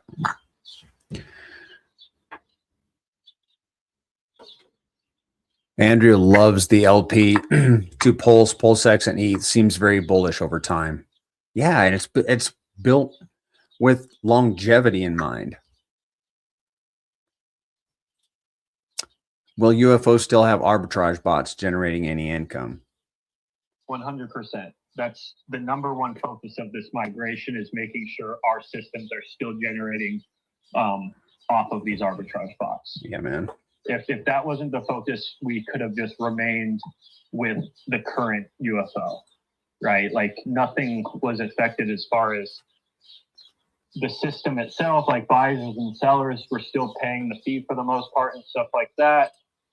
Even some arbitrage bots were paying the fee. It's just, it was drastically affected the overall value generation. And this is, for our ecosystem, what makes us different and stronger than the majority of crypto out there. So for me, it was a for sure. Like we had to have the value generation from the arbitrage bots. This thing is huge long term. And this was, you know, the main reason of the migration. And this was the main priority of the migration as well. And that's one of the reasons why we're kind of shifting a few things to hopefully make the generation even more going into this next version, but also with a focus on price appreciation too. So being able to keep more value within the UFO token itself instead of it getting swapped to PLS and stuff like that, we think is going to actually help with the consistent price appreciation as well. Agreed. I almost like to think that this new UFO wouldn't have been possible without the first UFO to an extent, because I don't know if we would have been able to have the community members kind of putting up some of the value and the donated value and the just people farming even without the PLS rewards as a gift. It has kind of set a foundation, I think, that is needed. Obviously, those foundations are possible to set up without the start of it, but I think it's giving us a massive advantage just going into this new protocol. And obviously, it's very, very similar to the old one in many ways, but also a few things tweaked that I think can be very, very bullish, again, for protocol-owned liquidity and also the price appreciation of the token itself. If those are things that you value, like this new contract probably looks very appetizing. If the LP providing the PLS rewards APY is what you value, sadly, like I understand that's probably a letdown. You can still hold your UFO and earn APY. So that APY wasn't taken in the new contract, but yes, that's the direction we are going with. I dropped that post on Twitter. Just so, and everybody go repost it if you would. Make a comment. Let's get the word out. We just got to rip the Band-Aid off and let everybody know. And now's a great time to get the facts out. Let's see. Yes. Maybe in Max Gaines comments, he says, maybe instead of rushing out the new UFO contract, and I would add that it has not been rushed out. This has been ongoing since last Saturday. Maybe there's something more unique you could add to UFO, given a major point of difference. I don't know. Just putting it out there. He says the name and logo of UFO is so good. It's a shame for it not to shine really brightly. It will. Still, we're going to use the same name and logo. Yeah, I agree. I think the name and logo are so good. Like that's you know, one of the reasons why it's just not worth getting rid of them. Like I think they're just, it's a super powerful ticker, a super powerful logo. 2 years of branding and community have been built around those logos and those tickers, and you know, that's part of the value of this ecosystem. Yeah. So there's effectively going to be two supported UFOs. Why not patch versus new contract? Seems not smart to split monetary value up, i.e., is there going to be continuous decision making indefinitely as to which UFO to select? So for me, I'm trying to make it clear without telling people, like, my direction is the new UFO token. Mine too. The only reason the old UFO token technically, yes, it still will exist, but for me personally and everyone that's talking to me, the new direction is the new UFO token. It's not on the old UFO token. So the idea isn't to divide the monetary value amongst the two. The idea is to migrate, hence the migration, the value to the new one. The old one will still always exist, but the value, it shouldn't be 50-50 in my opinion. It should be very, very far from that. But again, that's just my personal opinion. Obviously, I could be completely wrong and people could hop on that boat all you want. The reason why we're not patching is all the options for patching that were possible in my and the community members I've talked to opinion, it wasn't going to be as sustainable and have the ability for pumpability as if we did the migration. Yes, the migration, like Banana just said, is like ripping a Band-Aid off. It hurts right now, but it's going to be, in our opinion, well worth it a year from now, 2 years from now, 3 years from now, because we're going to be able to keep generating the revenue just as we were. Yeah, a couple people are going to not like it right at this moment. That's 100% understandable. But after the migration's complete and after the dust settles, we're going to be stronger than ever, and we're going to be through it, right? Ripping that Band-Aid off. But yeah, the main focus isn't to back both tokens, at least for me. I'm going to be leaning into the new token contract. Everyone that has the old token contract will get the 1-for-1 airdrop of the new one. That doesn't mean someone can't keep providing LP if they want to provide LP. That doesn't mean someone can't buy and sell it if they think they can trade it. That everyone could do whatever they want. But my focus is going to be on the new one and the migration to the new. Yep, same. My focus is going to be on the new one also. There's power in focus.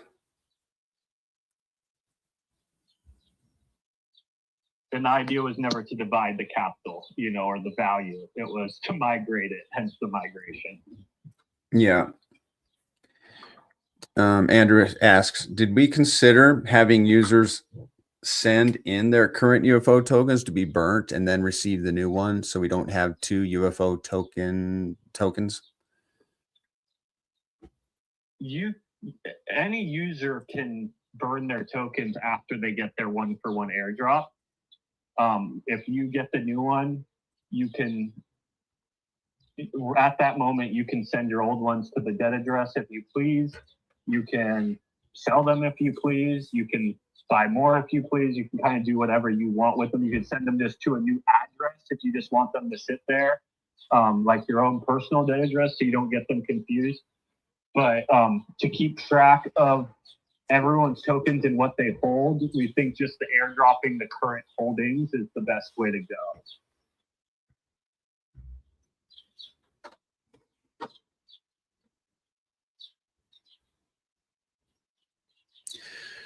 So snapshot in 2+ days and airdrop. People selling right now are going to get wrecked if snapshot hasn't happened yet. Snapshot has not happened yet. That's the point of the snapshot not being announced. Right.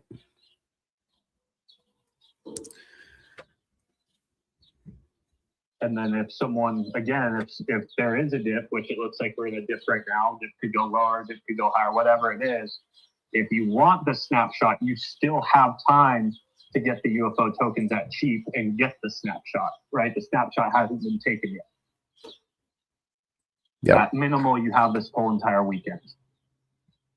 No max. Like we haven't, we're not setting a date on the snapshot.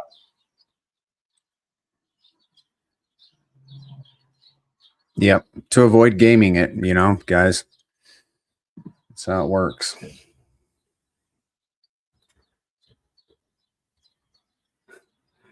Max Gain says he'll be buying the dip.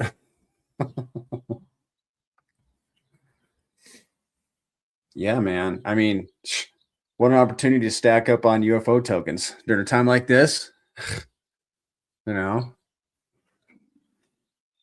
I think I'm gonna be swapping out of some stuff into the grays. I'm excited. This is an opportunity, man. Yeah, and I'm not gonna say like the market cap what we're aiming to launch at, but if the market cap of this UFO goes to, let's say, 2 mil, that doesn't mean the new UFO token is going to be at 2 mil. Right. Right. The new price doesn't need to be what it is on the migration day. It could be set at the price that it was when this announcement happened. Mm-hmm.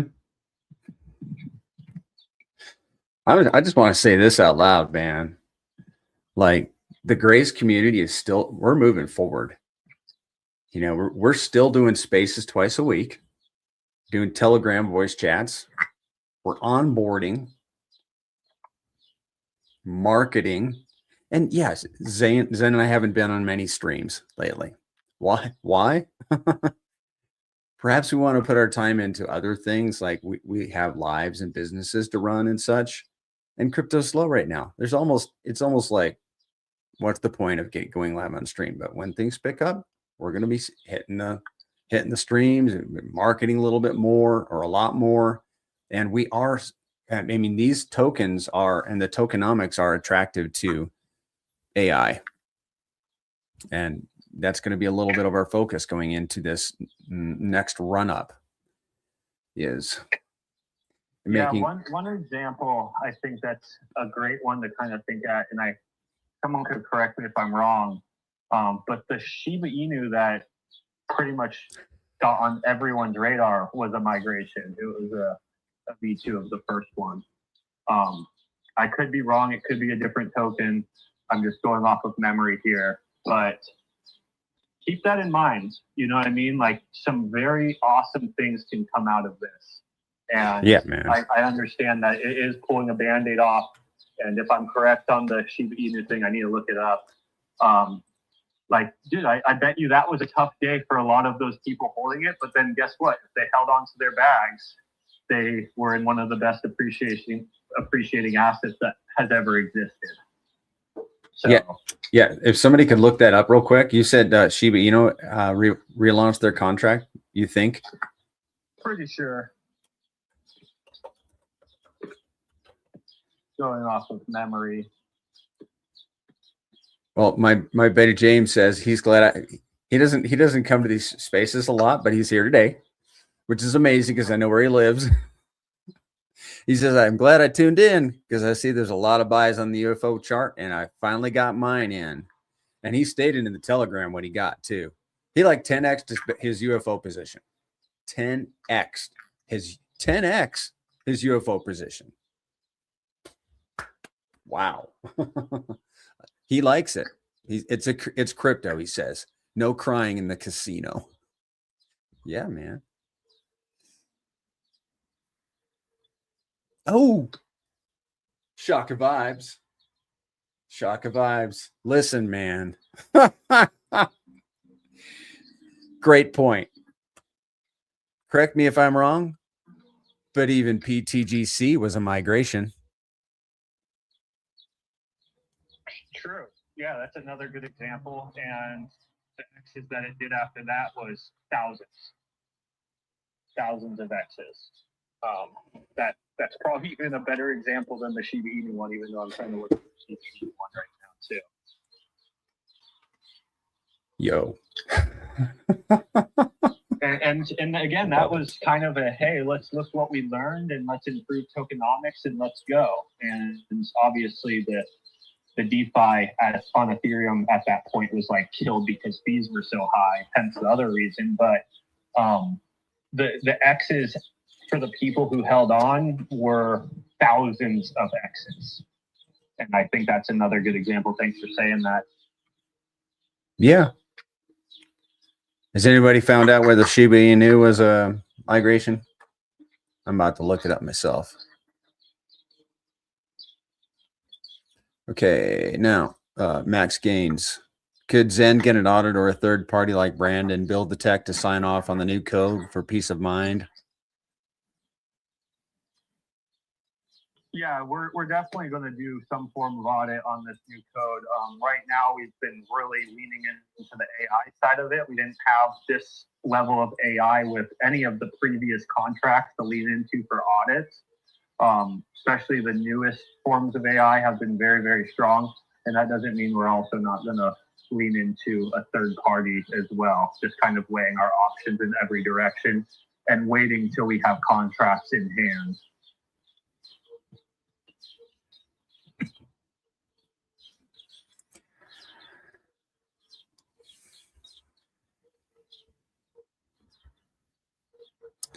What else, guys? You guys are doing great with questions and comments. This is cool. This is cool. You guys all just became battle buddies. We're in battle right now. This is a thing. Hey, maybe this is a. And I commented to you earlier when we were talking. I was like, if there's ever a time to have this kerfuffle, it's at the bottom of PulseChain when nobody's paying attention and crypto ain't hopping. So this is it happened. The timing is perfect, in my opinion.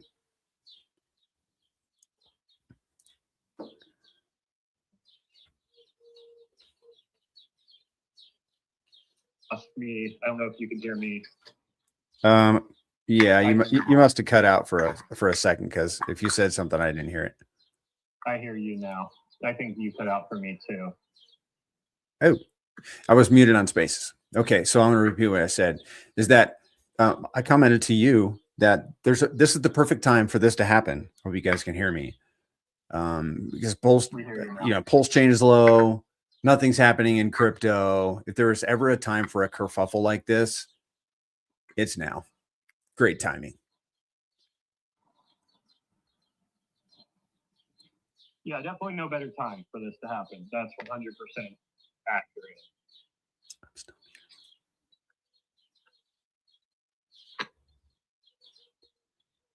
I hear that I'm still muted on YouTube, so you guys can't hear me on YouTube. Can you hear me, Zen? I hear you. Or we're good now. Okay. Let's see. What else?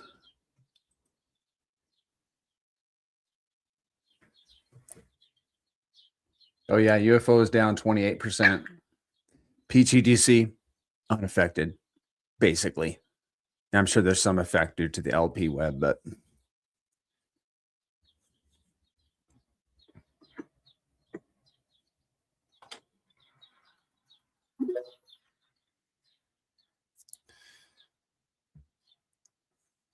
anything else, ladies and gentlemen?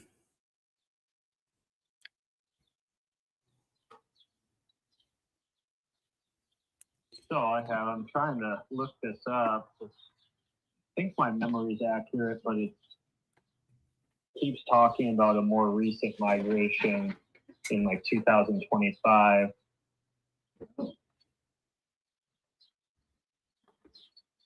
But I don't think it's to Shiba, it's to their like leash protocol. I'm trying to look up before that though, like in 2020 or something. Or 21.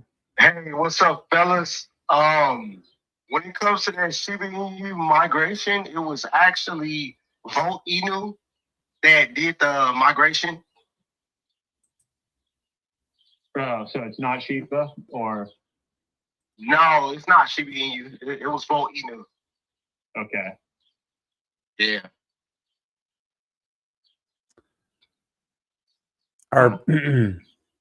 Is the supply for the new token going to be the same? It's a snapshot. Yeah, it's a snapshot. So it's the exact same tokens in the burn address and token supply. So it's the exact same, guys. It's just like the PulseChain snapshot. Oh, Crypto Stylist has the same question. Yeah.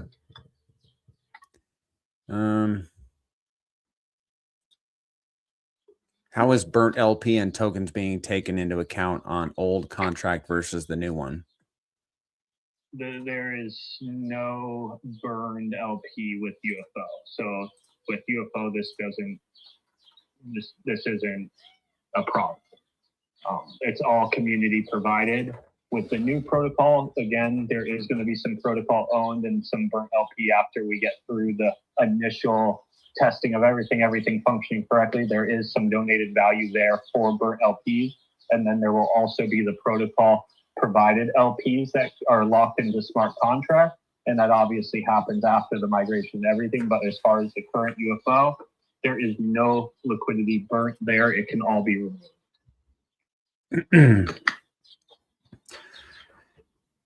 So nothing changes with the liquidity in the new UFO. There will be changes. The old UFO was built on a farm and the LP was user provided. The new one will be, there will be an initial LP add from some community members generously are giving or adding to the LP. And then the 3% of the 6% is going to be added to the PulseX and Ethereum LPs, and that LP is going to be burned. Will the new UFO have a DAO? No. What will happen to the Pulse rewards we got from the UFO LPs?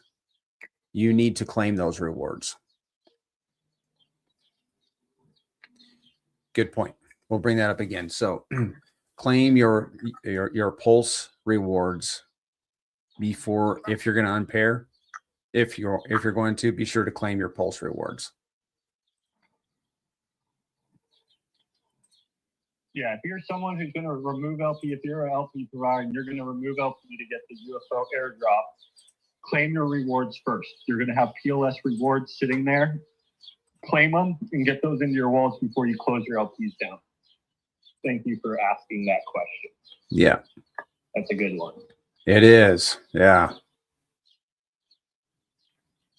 Because we've been really stacking up some Pulse rewards lately.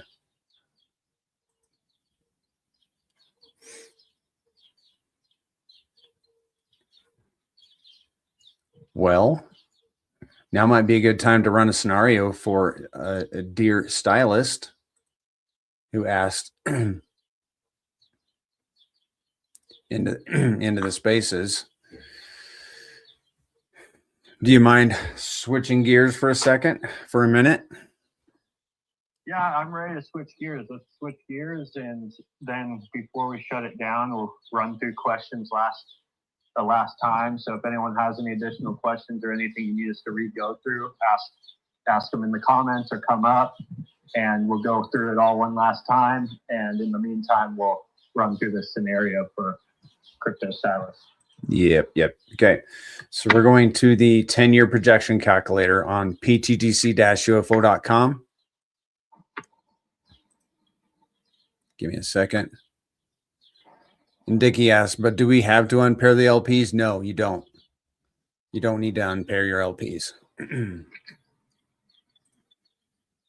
But just so you know, this is just me and this is not financial advice. I am going to, because I value the tokens in those LPs, and I want to if I didn't unpair them, I would not get the snapshot.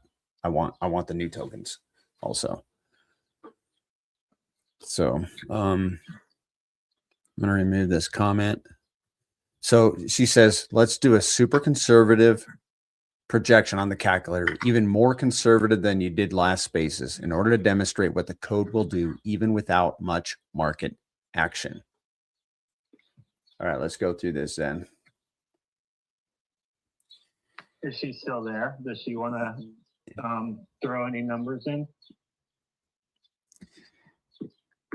Stylist, if you're still watching, toss us some numbers. Give me a year 0 LP multiplier. Or maybe Holland wants to give some numbers. He's got his hand raised. Yeah, I'm at work right now, so excuse the noise if it gets loud. Always grinding, man. I'm loving this thing with the patch and the migration. Thank you guys for explaining it. I'm still bullish. I'm still bullish, man. I'm super excited. But one question that I did have, Zen, I was very curious about this, and I'm pretty sure you thought about it. Have you thought like about raising the tax on UFO, like making it more tax heavy? I've thought about outcomes of that. The higher we raise it, the more threshold that we need for arbitration. So then that would equal less volume. We obviously raised it that 1% with UFO, which makes it even trigger less than pTGC, but we're generating more revenue off of those triggers. I think if we went, and this isn't for sure, I think if we went any higher, we'd be missing out on a lot of the volume, because an average day, like especially right now, to get a 12% move between two tokens, it's difficult, right? And that's what we need currently. So if we bumped it up to 10, we would need a 20% move for us to get that revenue. So the higher we go, yeah, we're making more money, but we're also missing out on opportunity and also missing out on new holders that just say, you know what, that fee is too high, right? Like some people even think the 5% is too high on pTGC. They're only willing to do 2% or something like that. So those are like the options that we've weighed. And what I've found, I think the 5 to 6 is like the perfect in between, to where you're making enough off of the bots and off of the new people or old people leaving and coming, but not being too like greedy with it as well, to where you don't get enough arbitrage and you don't get the new holders. Okay, so yeah, I was thinking something along the lines of 10%. And another thing is, what else? Like if we were able to whitelist the pools for the LPs when it comes to, pTGC, UFO, and obviously the other core tokens, do you think that's a legitimate way to do it? Just so users can go in and out of those LPs at least be free. Yes. It's something that's a possibility, but I don't know if we're going to do that yet. It's in the air a little bit, but as of right now, I don't think we are. I'm going to do a little bit more research on like pros and cons of that in each direction, but it's a possibility, but not a for sure at all.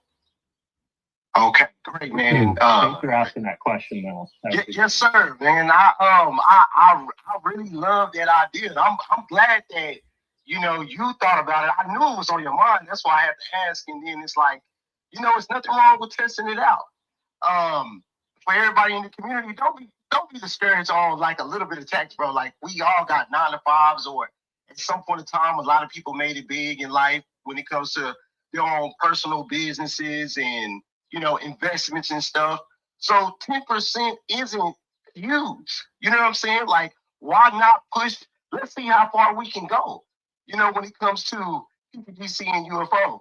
Obviously this change is only for UFO, but why not? Y'all don't want to experiment. Y'all don't want to see like where this could possibly lead to when it comes to more rewards or more LP rewards, more burns, more LPing. You know what I'm saying? It's just endless possibilities of what can happen. Obviously, the saying goes, you can't teach a dog new tricks. But guess what? We got time on our hands, guys. We got time. Let's do it. Let's grind, man. Yes, sir. Yeah, I'll say, man, I don't like 10% because I know how the system works. People don't like paying massive taxes to enter a protocol as an investment. It's just a fact. So it's not a game. It's a part of the protocol that works. It's worked for 2.5 years in that 5% range. People already do complain about it, but it massively diminishes the amount of shifting in LP pairs and the amount of arbitrage that can take place, which is what actually pays the system. So when you go from 5% to 10% or 6% to 10%, you're talking about LPs having to shift massively compared to where they have to shift now. which greatly diminishes the amount of revenue that can be generated on a constant basis. It's the difference between owning a business and charging a customer a shit ton of money for a service and you get way less customers because of it, versus you charge a very fair rate and you get a ton of customers because of it. Most companies will always want to charge a fair rate for the marketplace and attract more customers than scare off a ton of potential customers because of the price. So there's a lot of reasons why. And, you know, when they do this, it's unchangeable, right? So, and there isn't a lot of time because the bear market's going to end here pretty quickly. So, I love you, brother, but I just had to vehemently disagree with a lot of it. No, man, look, Mondo, I appreciate you, man. I'm here to learn, bro. You know, you're wiser than me. So just having that information, you know, I'm thankful. And I do agree with you at this point. You know, why change it if it works? Like you said, it's not a game, and if it brings in more customers, and you know, that's what it is. That's a fact. So thank you. Well, what we want is we want the system to have as many arbitrage opportunities as possible, right? And when you shift the tax that high, it makes it a lot harder for arbitrage to actually take place, which is a big part of the system. You know, even at 5%, on a chain that has low volume or nominal volume, even at 5%, it makes it more difficult, right? Than when you're in the middle of a bull run, or you have a lot of volume running through the blockchain and a lot of shifting in LP pairs.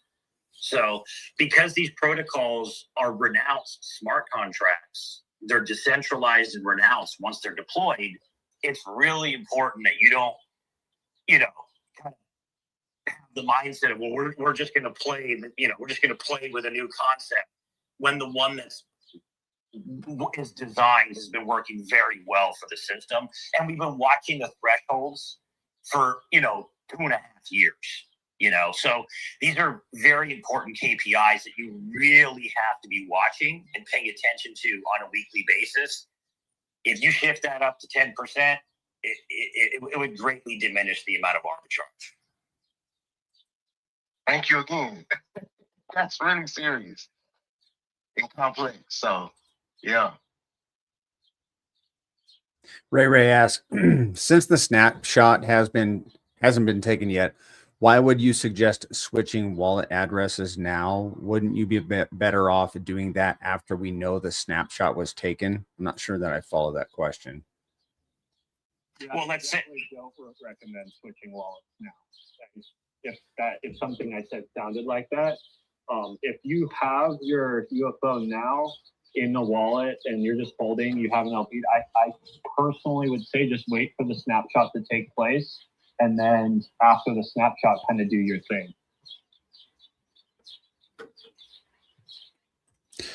And the snapshot will be 1-to-1 for every token in. Let's firm this up, in users' wallets and the burn address, but not tokens in LP, correct? Correct. All right. You're welcome, Ray.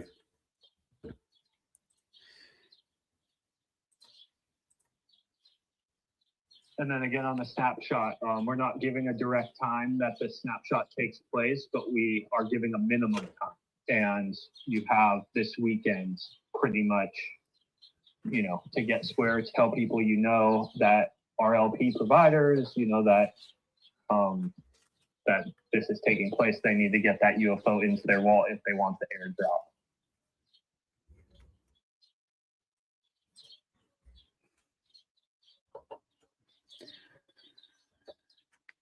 airdrop. Let's see. Stylus, if you're still watching, I need an annual user growth from you for this calculation. Otherwise, we'll plug one in.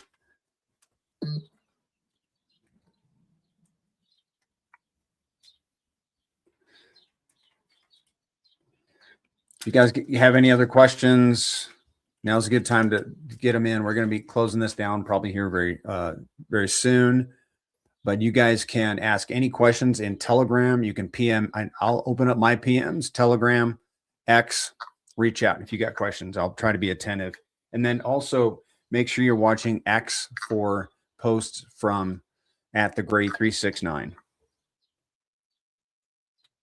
Yeah, if she's not answering, I'd say a modest would be like 3,000, since I think we were doing 5,000 a year right now.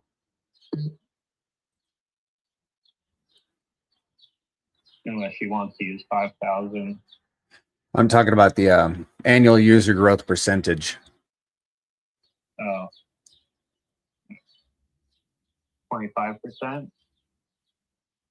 Okay, she says just put in what you think is conservative. 25%. Okay. Share my screen. Okay, so this is what we did. Year 0 LP multiplier 2x.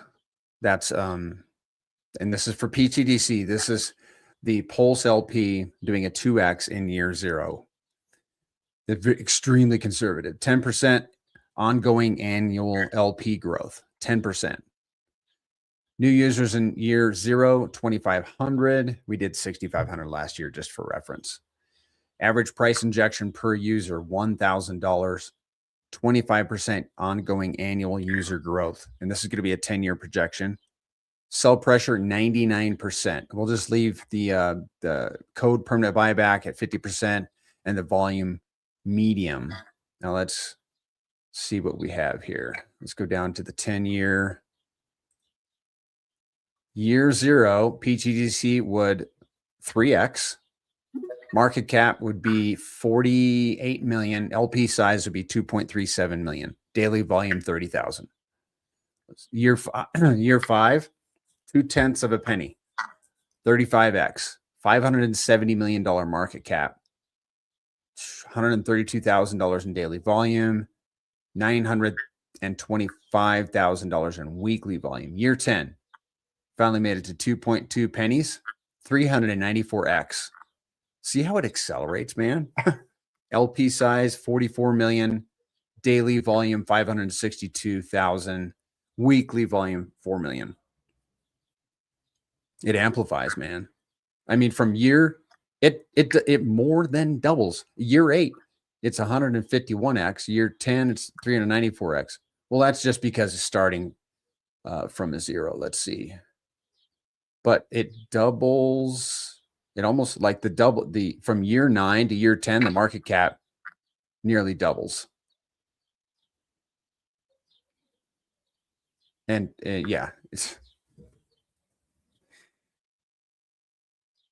impressive. Yeah, guys, and then where this is kind of starting the year 0 amount is a 2x of PulseChain. So like this would start hopefully pretty soon. Like if PulseChain can go back up to 4 zeros and 1, what would that be? 1.4. That would be pretty much the start then of this scenario. And she only wanted a 10% increase yearly. So what's the X's that equals on PulseChain in the next 10 years in this example? 5.2x. 5.2x. 10 years. 5.2x doesn't even get us anywhere close to sack price. It doesn't even get to half a sack price. Woo! Richard be hiding under a rock. Man. And she says that's A 5.2x doesn't even get us to half of that. Stylist says 2 cents at year 10 is massive. Well, yeah, it only gets better. It only gets better from massive. Woo.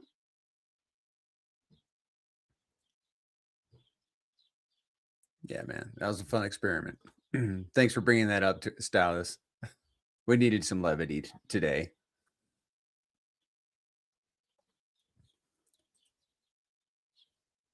$39 viewers on YouTube. Thanks, guys, for being here. Still loving this distribution.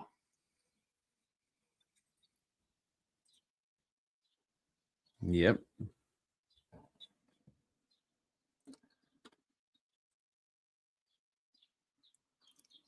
What do you think about that shark UFO and PTGC shark dumping yesterday, Mando? I think it's great. Yeah. I think it's great. Good for him. You know, he obviously needed cash. It's what we want. Me and Zen talk about this quite a bit. I mean, obviously, you'd love to have people, you know, hold whatever, but we want people selling at the low because they have to make it rain on everybody else, redistribute tokens, and they have to give up all of their tokens for a very diminished amount of USD. And they're distributing tokens to other holders. Like you just said, token distribution, you know, it's key. Yeah, I mean that was about a $70-something thousand. Just in PTGC, I believe. Yeah, and the system just kind of chugging right along. Yep, people bought it right back up. Pretty much. There's only so many of those. Once those wallets are gone, it's going to be very difficult to suppress the price.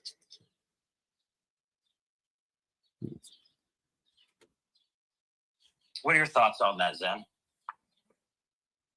I think there's only a handful of wallets that are even really selling at this point, and it seems like a lot of them are getting very thin. After all those wallets have stopped, I think obviously there's still players within PTGC that can suppress price, but I don't think a lot of them want to suppress price at a certain point. And with, obviously we want everyone to be long-term holders, but that's just not how crypto works. People have timelines in their mind, prices in their mind. And I think eventually demand is going to flow back into crypto. And when demand flows back into crypto, when demand flows back into PulseChain, I'm looking at the amount of wallets that are in PTGC left that want to or are suppressing price. Like they're really, really thin at this point. And I look back the 2.5, 2.75 years of PTGC, we've never been at a point with this good of distribution, this low of PulseChain price, this amount of bought up PTGC tokens at the local bottoms. Like the biggest buyer of this bottom throughout this whole bear market is the Dow. The Dow's price spent alone like $1 million down here. So you think about like the fact that we never have to buy those tokens out again. Obviously, we want everyone just to remain in long term, but that's just not cryptocurrency. And I'm happy people are making gains and stuff like that. That's what people are here for. That's exciting. But I'm also happy that the next generation of users and going into this next cycle, we're actually creating a strong enough foundation to make it to where this cycle, people buying the bear cycle, this cycle, are going to be in that situation next cycle, hopefully as well. And again, there's only so many wallets like this. Like that one for sure kind of came out of nowhere. It seems like it woke up in the last few days and then exited their whole bag. But like there isn't a lot of those wallets left, I don't think. And if there is, they're selling the bottom and they're getting not a lot of USD for a lot of tokens. And that's why I think there's opportunity for the people buying the bottom. For people buying the bottom, it's an awesome opportunity. And for people selling the bottom, it's not an awesome opportunity. It's the opposite. So, and this is not just a PTGC thing or a UFO thing. This is an everything thing. There's always going to be people who sell the bottoms and buy the bottoms.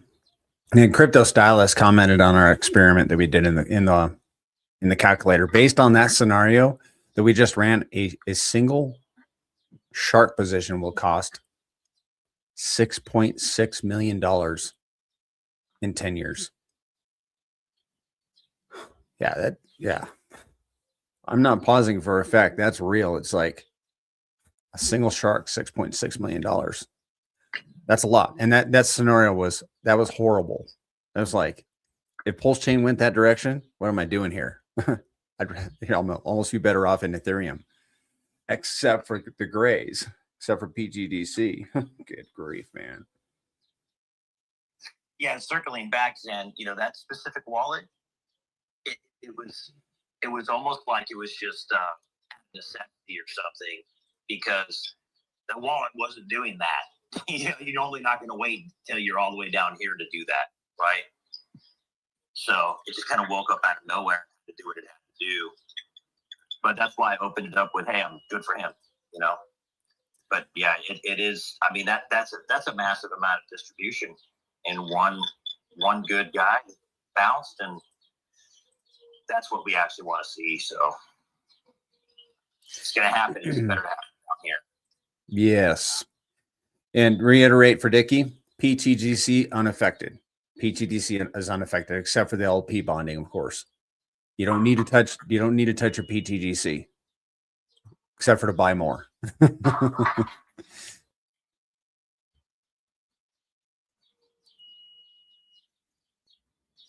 And somebody asked, can I buy UFO to be eligible for the snapshot now? Yes. Mm-hmm. Yeah, the guarantee that we're giving for the snapshot is for sure not happening until after this weekend. So if there's any buys you want to get in, dip opportunities if you want to get in, you can do that all this weekend, and then it's unknown from that point on when the snapshot's taking place. It could happen on Monday, it could happen on Wednesday, it could happen at any point.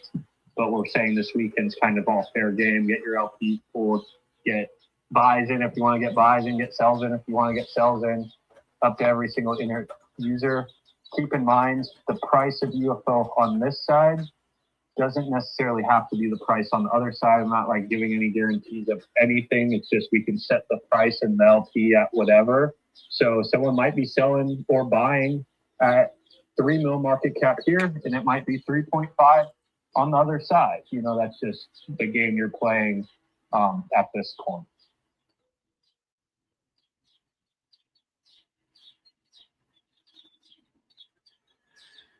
There's some good volatility on UFO right now.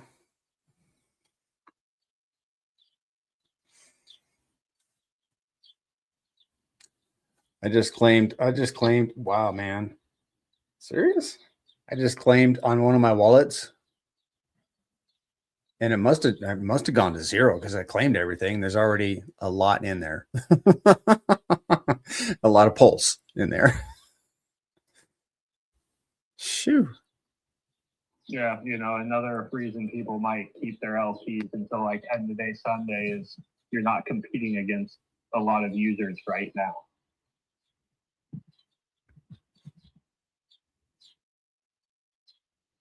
Yep. So the UFO shares that you're competing against are drastically diminished.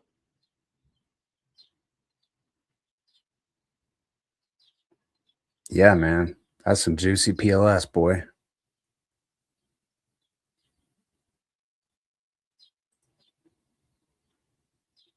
A little bit more people on today than usual, man.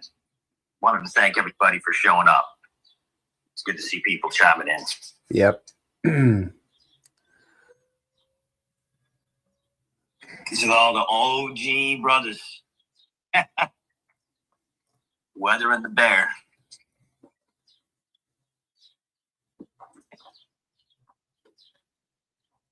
I didn't know this. I was going to ask you. I thought I remembered this. Holland said no. I was mistaking it with Volt Inu. But before Shiba Inu did its massive run, did it do a form of a migration or a V2? I could have sworn I heard that somewhere, but I'm not 100% sure. Man, you know the best guy to ask is beyond that, dude. I know, he's not here. Yeah, I couldn't.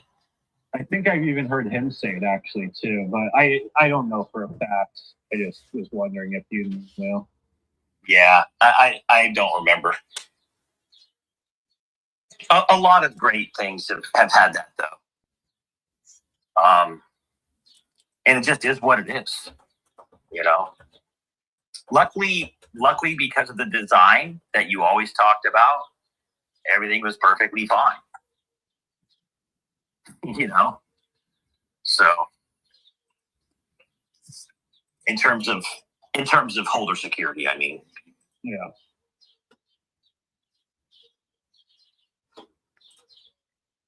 You got anything else on YouTube, Banana? Nope, nothing on YouTube.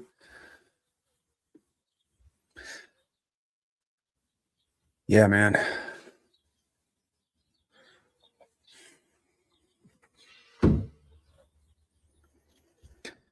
Any other comments? I think we're about to shut it down, guys. So if you have questions or comments, now's a good time. We'll have spaces again on Monday. That should be interesting as well. I will be streaming tomorrow at 1 p.m. Pacific. And I'm definitely going to touch on the new tokenomics and what's going on with UFO then. But we're definitely going to walk through the whole ecosystem, pTGC included. So if you're new, jump in. It's a great time to learn. And when you're learning and educated, you're gonna get excited about it. And then you want to tell it all your friends. And that's kind of the point.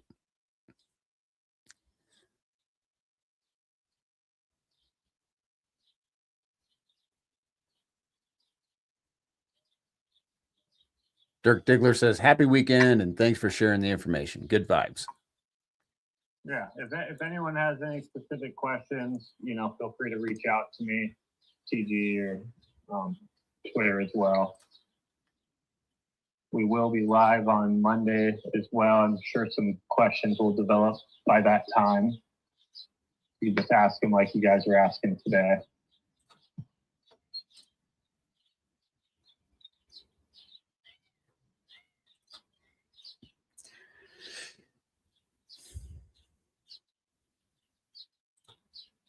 Mm-hmm.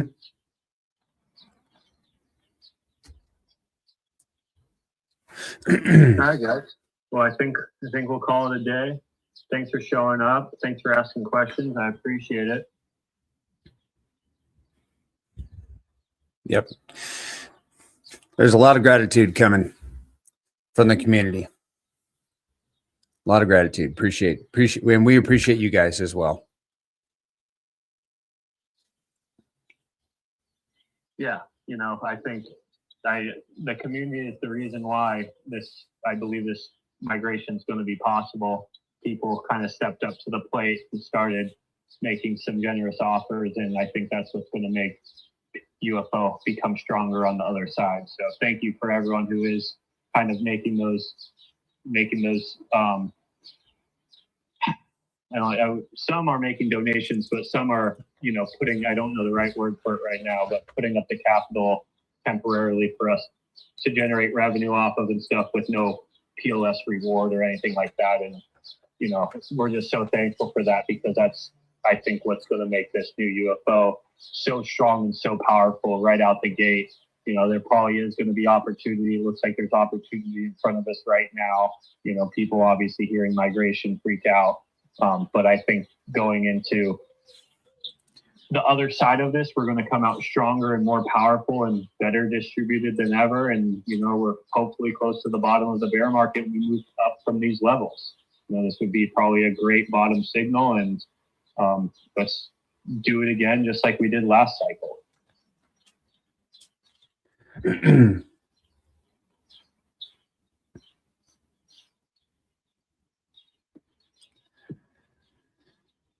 Yeah, man. All right, guys. You have a good Saturday. All right. You too, Sam. Everybody, thanks for showing up. Have a good weekend. Bye.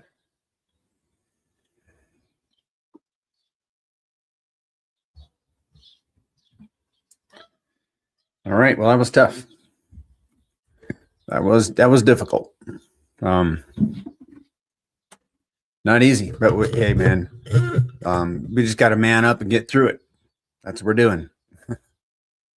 So we broke the news last Saturday, and that there was a problem, and I didn't think there was that much of a problem. I didn't think we were going to migrate, but it was pretty clear by early last week, this week, that that's what was going to have to take place. So, and just so you know, like I just figured this out. If you got UFO LPs, you're earning some great divs right now.